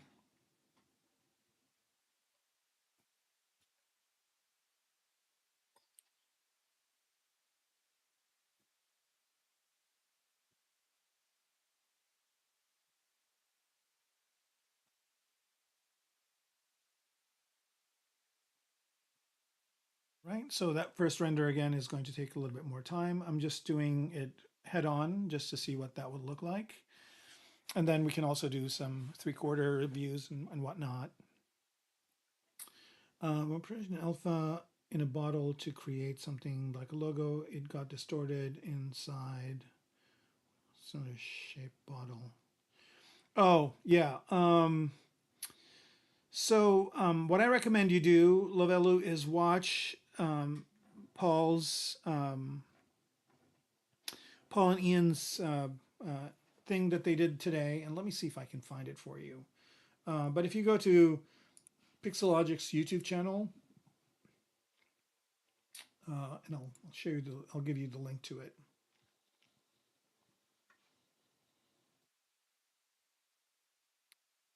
And just 1 second, Pixelogic ZBrush and live, and this one. So it's this one that they did this morning, and here's the link. And I'll paste it in here. And during this, they did, let me cut the sound. During this, I think, what's nice about this is it's cut up as well into different sections. So I'm just going to go and find the section where they're doing, yeah, I think it's about here. Here it is. So here he shows how to do a, right? and then this is, right. So here is just projecting text, but I think what you want to do is paint it on. So then he talks about how to do it with UVs. So like here's this text that he puts on there, and then he, when this kind of goes back, then the projection is right. Projection, usually it works with things that are coplanar to you. So what you want to do is you want to get your cylinder to be planar. So if you are interested in me showing you how to do this, I can. Let me just make this actual, is this render done? I guess it is. Yeah. And this is what it's looking like. For the most part, it's good. I'm getting this glass. I might need to change this glass around a bit. These are coming across okay. And I probably will want to put some more of a border on there. But let me do a quick save on this while I have it in the state so that nothing happens to it. I might do some extra painting on these parts. And I think I did that last time, but then I had an issue. But I'll do it again. It's fast and easy to do it.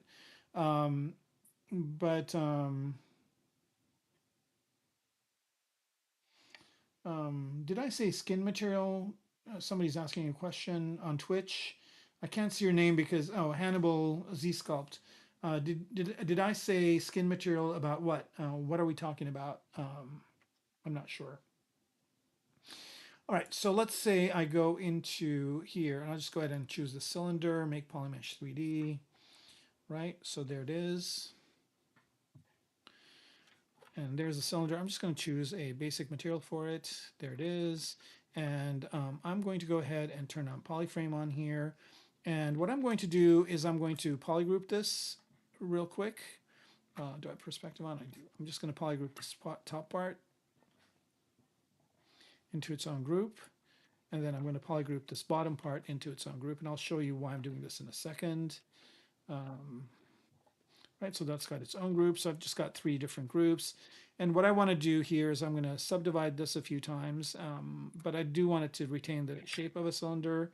So I'm just going to go ahead and crease edge loop complete. Now, of course, I can do all these. And I also have one of these 2 janky top and bottom parts.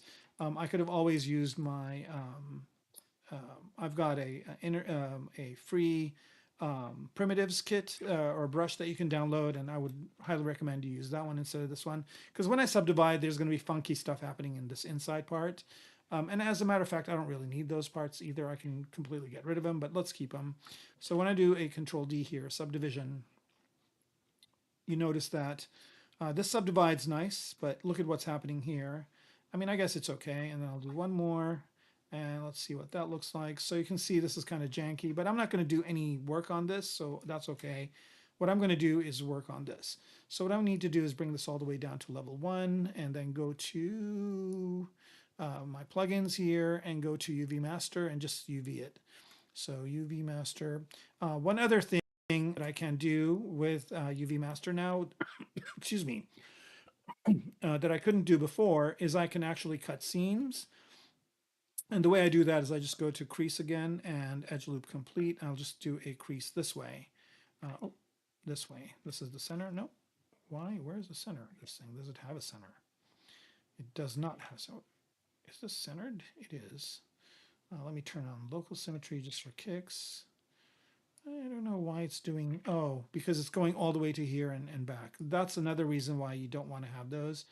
So I think I'm just going to manually crease this. So I'm just going to do crease edge, and I'm just going to do 1, 2, 3, 4, 5, 6, 7, 8, 9, 10, 11, 12. Good topology still matters. It matters in a big way. All right, so I basically have these over here. So I'm going to go to UV Master.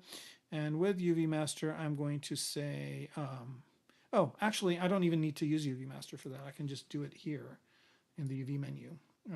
So under UV Map here, I'm going to go ahead and choose where is the option to do the creases. Create projection, create unwrap, there it is. And I'm going to use creased edges for the unwrap and just go ahead and unwrap it. Okay, and let's see what that looks like. It looks exactly the way I want it to be, but the bump here is at 50. I'm going to go down, bring that down to 1. Okay, so now when I go to Morph UV and I've got this, I can go ahead. This is now flat, right? This is completely flat, so I can paint and project and do everything on here. And then once I go back to the cylindrical form, it will work fine. Okay, so I'm just going to go to Morph UV again, bump this all the way up. Morph UV one more time. Now I'm going to get that flat area. And then let's say I'm going to paint something on. I don't know. I'll just go ahead and choose a texture here. And let's say I choose the texture of the earth. And I'm just going to go into a paintbrush. And let's choose this one here. And I'm just going to drag rectangle this texture, earth texture on here, right? So there it is. Now I still need probably some more subdivision levels. So let me bring this back, add a couple more subdivision levels, and then go this way from the front, more UV. There it is, and then just do my drag rectangle. And I have focal shift here, bring that down to 0, there it is. So now I'm basically, and also if I don't want to see the polyframe, I can do that as well. So here I can see that I'm painting the picture of the earth, which for some reason is kind of here. It's kind of in a square shape. So it's not really going to be what I want. Maybe let me choose something else. How about jelly beans? Here we go. So I'm just going to put all these jelly beans on here. Now, if this was a tiling alpha, it would work better, right? But here we go. That's, let me just do that. Okay, and I don't know why I'm crossing over to this one.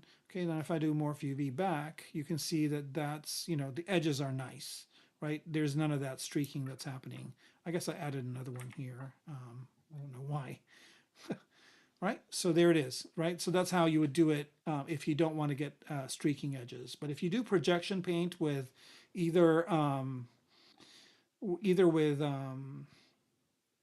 with Spotlight or other ways of doing it, then you're basically going to get the streaks, and I'll show you that as well. So here I'm just going to add this to Spotlight. Right. So here if I do this,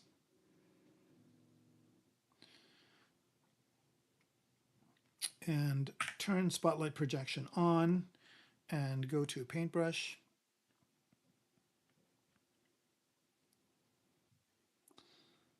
Choose a bigger size here and paint. Oh, I'm still on drag rectangle. Let's say I choose freehand. Now if I'm painting this, it's going to be okay in the front, but as I go to the sides of the cylinder, you'll see what happens. Okay, so you can see here that it starts streaking, right? So in the center part, it's okay. But as you go to the edges, it starts streaking. If you don't want that, use the method I showed you before, which is unwrap it and then paint on the flat part. Hopefully that helps you with that.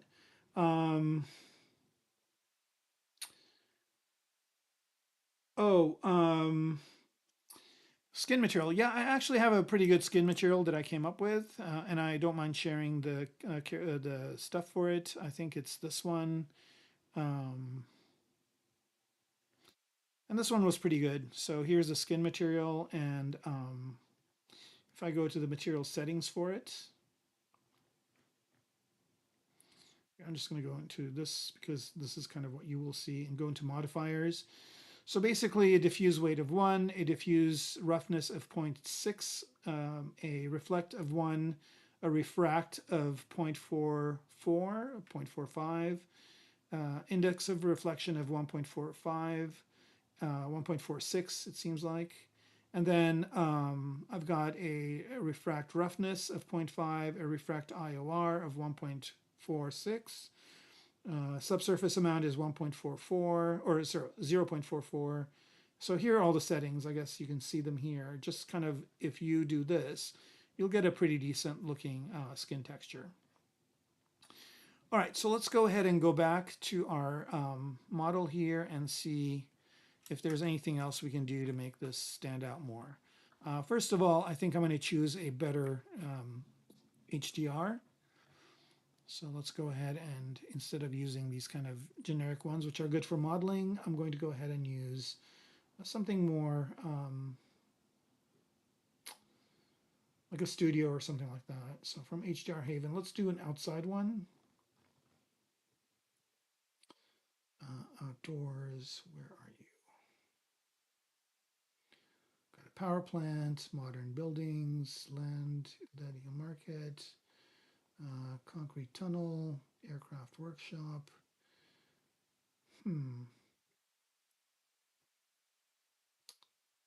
Let's try this one. Okay, so this is kind of more of a sky texture. It looks like it's pretty bright. Let's do a render, see what that comes out like.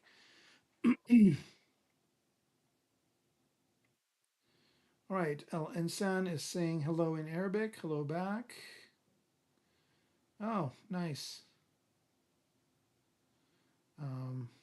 Seems like ageism is not a thing in his country. Or maybe it is. I don't know. All right.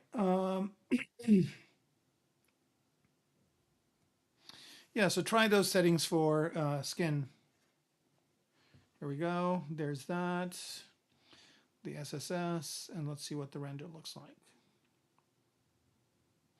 I think I could do a little bit more work with the eyes. I might do that off camera just as a final thing. And I also think that this HDR is pretty blown out, so I might reduce some of its settings here to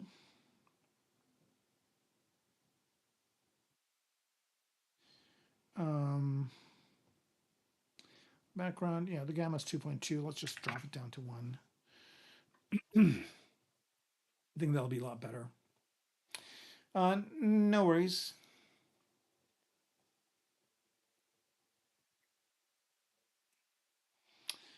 Oh, wow. That looks like it's even worse. Okay. I know what to do. Let's just stop this render. I think the exposure needs to be maybe more, or the gamma needs to be more. Let's try 4.4. Sometimes I don't know what the deal is with some of these images. When it comes in pretty. It comes in with a really weird gamma. So I'm gonna try going in one direction and then the other. Let's see what that looks like. That looks a little bit better, maybe. I don't know. Yep, definitely better.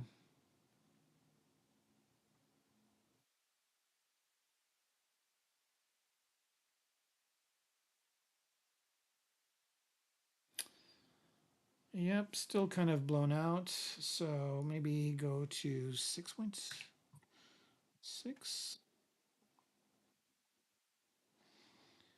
And let's try that. If that's weird too, then I'm going to choose a different HDR. Maybe this HDR is kind of weird. Yeah, so at this point, it's just experimenting with different HDRs and different settings of light. I've got my materials already set. It's just a matter of finding a good HDR. I think this one's kind of still blown out. I guess this is what he would look like outside. I think I'm also going to turn the background off, but let me choose a different HDR. This one kind of was a bust. Let's choose this aircraft workshop. Oh, this one's 8K.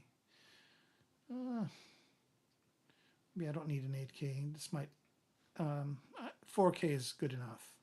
So let's just import the 4K version of that. Workshop 4K, here we go. And I'm going to change the gamma of this back to 1. Turn the background off and render it. One of the things that helps with rendering is make sure that things are to scale. I think I am to scale on this. But I'll check after I'm done. Whoa, this is really blown out. What is going on?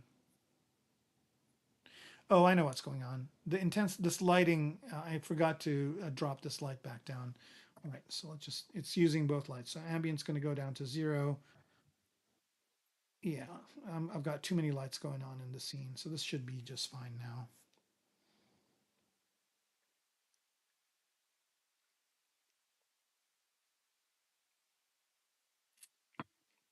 We're going a little bit over in time. Oh man, I had a crash. I'm so glad I saved before. So let me bring it back.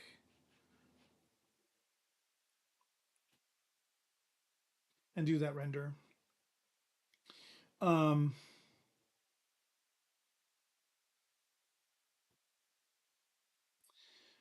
Well, the shortcut keys, I think,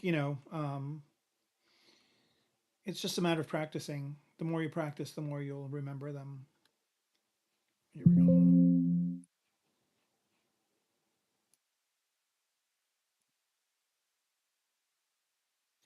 All right, so I do have a saved image. Which one was the last one? 261. Let's go ahead and load that in.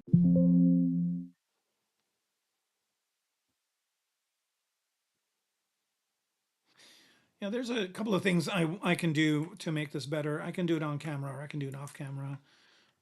But basically, I need to change a little bit of the reflectivity of the mask that he's got, and also maybe color in the eyes. That would create a much more compelling look. Okay, so here, let's just go ahead and import that HDR again. There it is. I'm going to turn it off, and I'm going to make sure that this light is down to 0.001.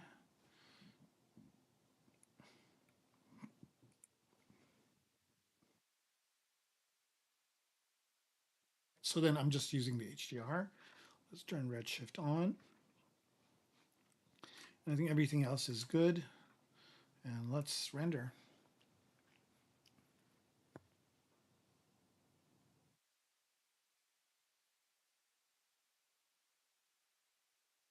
When you isolate a polygroup, what's the key that can grow it? I'll show those in a minute.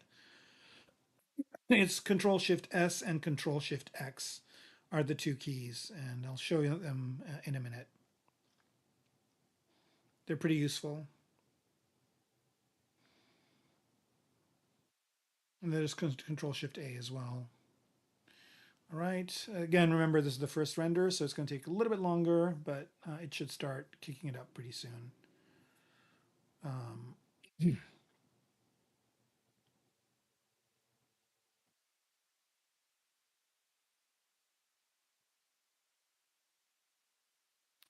right, here we go. That's looking a lot better.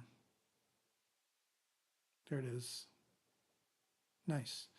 So the only thing I need to do is maybe change out this kind of glass piece here. And I think I've got a few filters going. Let's see what filters I've got.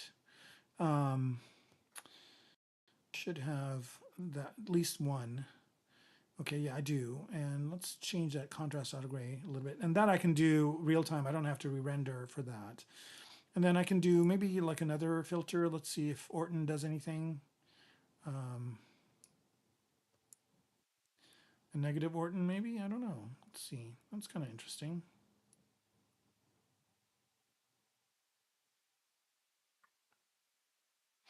Yeah, I'm not getting a lot of the detail showing up on the cloth over here, so I don't know if I need to actually bake those in. I might do that as well. All right, so Orton isn't really helping that much. Let's see if there's something else we could do. Oops.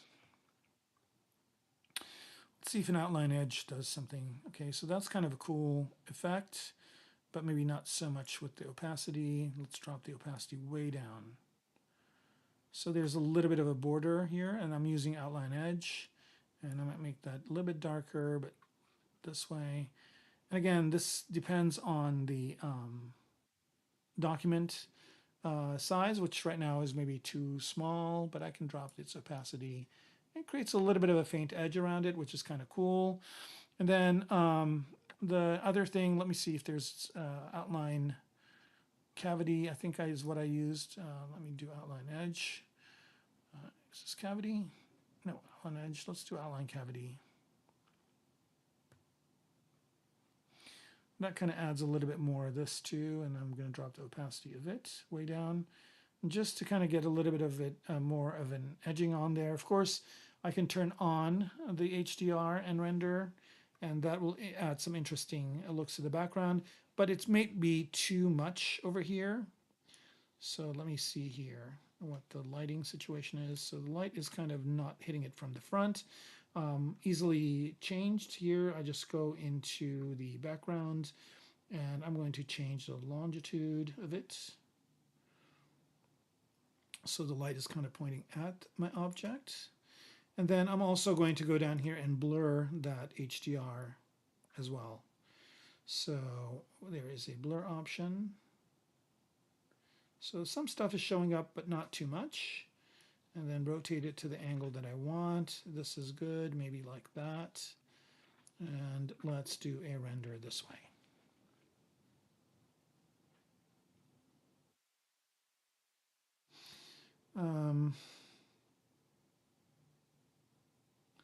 Can I say a sentence in Arabic? Yes, I can. Probably not going to come out well, so I'm going to refrain. I haven't spoken Arabic for a very long time. Okay. All right. So did you still need me to do the Control Shift X and Control Shift S? So here, I'll just go to this object right here. Right, and let's say I've got a little piece of it selected like this, and then Control Shift X grows it out, and S shrinks. Control Shift A gives you the whole thing, and then Control Shift from this corner. You know, S will reduce, grow. So Control Shift S, Control Shift X, and then these are all under visibility. If you forget, just remember if you go under Tool. I'm sorry, under Tool here, and where are you? Not display properties, but visibility right here, right? So it's grow is here, right? Shrink, grow all, outer ring, grow to polygroups. So it's just basically all of these are here. And so Control Shift Q is grow to polygroup, Control Shift A is grow all, outer ring is Control Shift O, and then shrink and grow are Control Shift S and Control Shift X. You can also, of course, use the you can use the plus and minus keys too, I guess. They're mapped to that as well. Let's see if that works. Yeah, so the plus and minus keys work as well. That's Control Shift X and Control Shift S. So there it is. There's that. All right. So I think that's pretty much, let's do a few more renders here. Let's get a kind of 3/4 view render close up.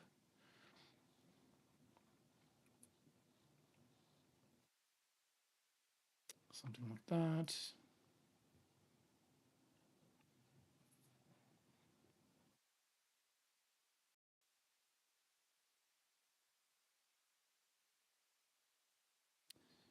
Oh, I don't know why this is happening again, but let's try one more time.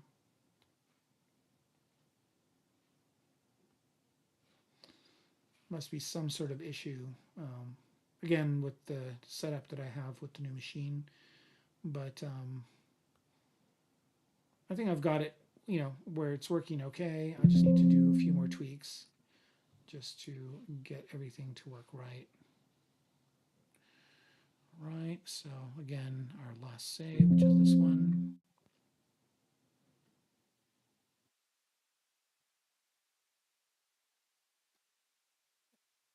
Oh, this is what it looks like rendered in ZBrush with polyframe on. That's not what we want. What we want is, again, let's load up the HDR. There it is, and then I was just rotating this.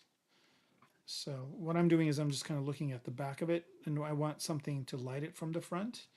So I'm just going to go to light and rotate that HDR around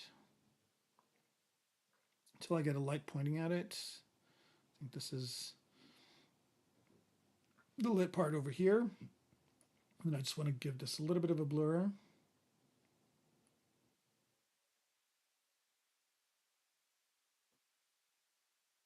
Maybe to about there. And then there is this.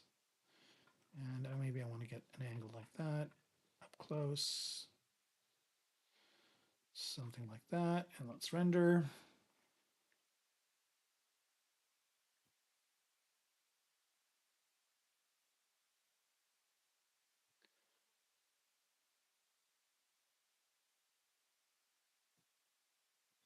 Oh, happy Ramadan, I guess. Sure.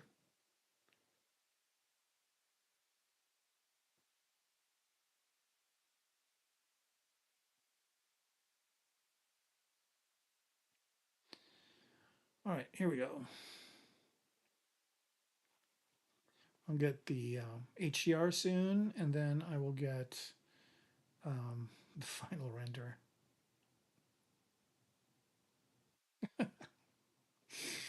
Oh, there we go. Yeah, that looks so much better. There. All right, so I think that's going to kind of be it. Maybe I can blur this just a tad more. Let's see what we get now, and I'm going to zoom in a little bit more as well.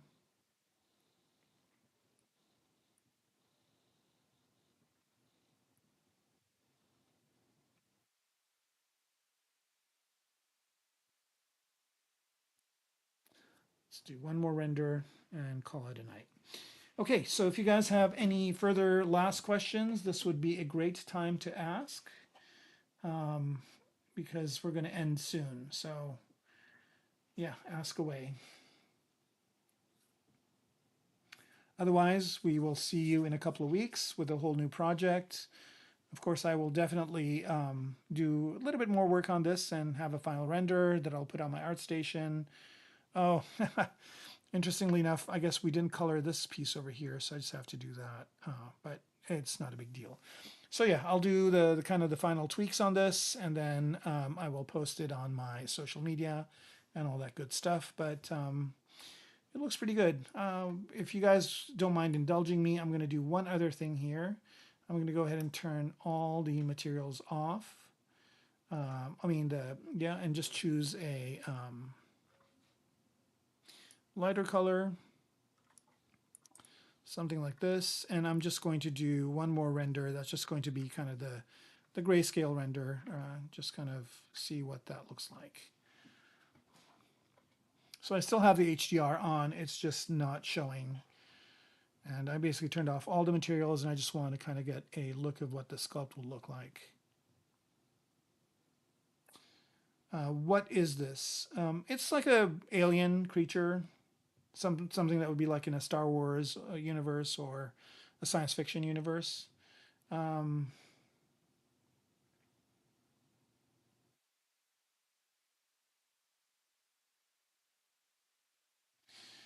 All right, so while I'm using alpha pattern to create a cylinder to emboss, is there a way that I can avoid top and bottom part by the way cylinder is UV shaped? I don't know what you're saying. I don't know if I like this red plastic for this, so I'm just going to go with the normal vinyl. Lovelu, I don't understand what you mean by that. You can emboss as well. The same exact technique that I showed you, you can emboss as well. But go watch Paul's little bit on that as well. I think you'll get some ideas there of what to do.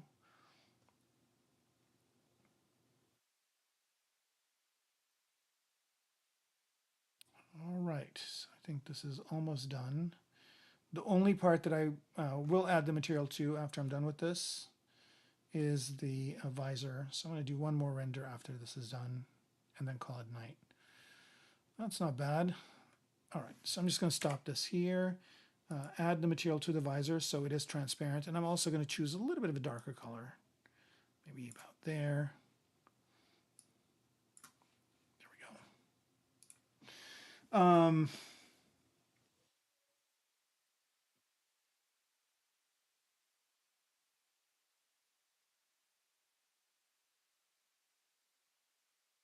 I mean, you can always mask the parts you don't want. I'm hoping I'm understanding you correctly, but you can mask the parts that you don't want to add the emboss to.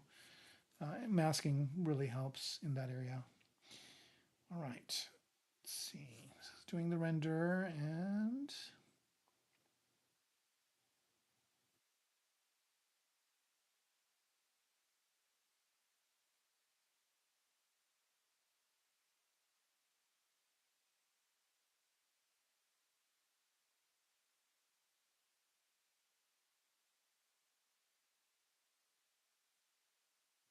all right. So this is kind of cool.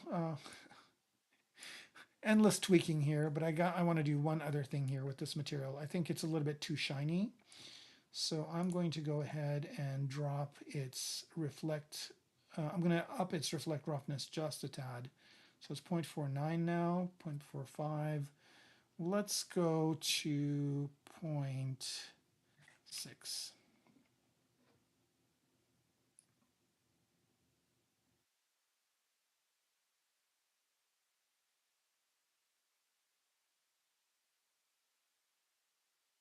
Yeah, you can do that. You can just mask it. That's right. Okay, so that I think that's going to look a little bit better. I just wanted to kind of get a clay material type look, and I think changing the roughness to 0.5. Did I change it? I thought I changed it to 0.6. All right, doesn't matter.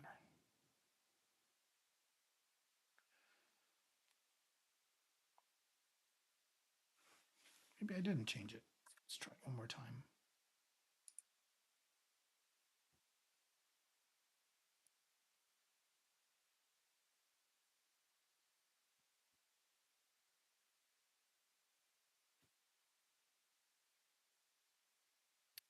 Am I not able to change it? No, I should be able to. Here we go, 0.6.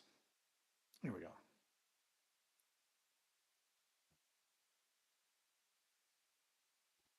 It's funny, there's all these materials assigned to here, but it's not using any SSS, not using any transparency. So I don't know why these, oh, there's a little bit of SSS on here, tiny bit. All right, let's see what that looks like.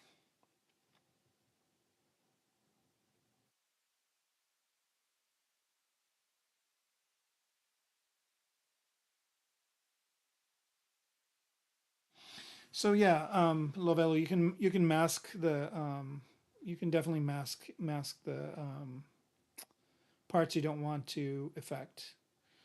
That kind of looks okay. Yeah, there we go. So this is what it would look like if it was like maybe 3D printed. All right, so I'm going to end this here. Thank you everybody for joining. I bid you all a happy day, happy night. Excuse me. Ramadan Kareem, happy Easter, and all the different holidays that are at around this time of year. Hopefully, it's stopped raining here in LA. We've had a pretty rainy season. So, yeah, thanks for watching. Thanks for being here. And I will see you all in 2 weeks on Friday at 7 p.m. Check the calendar just to make sure I'm on there. And we will.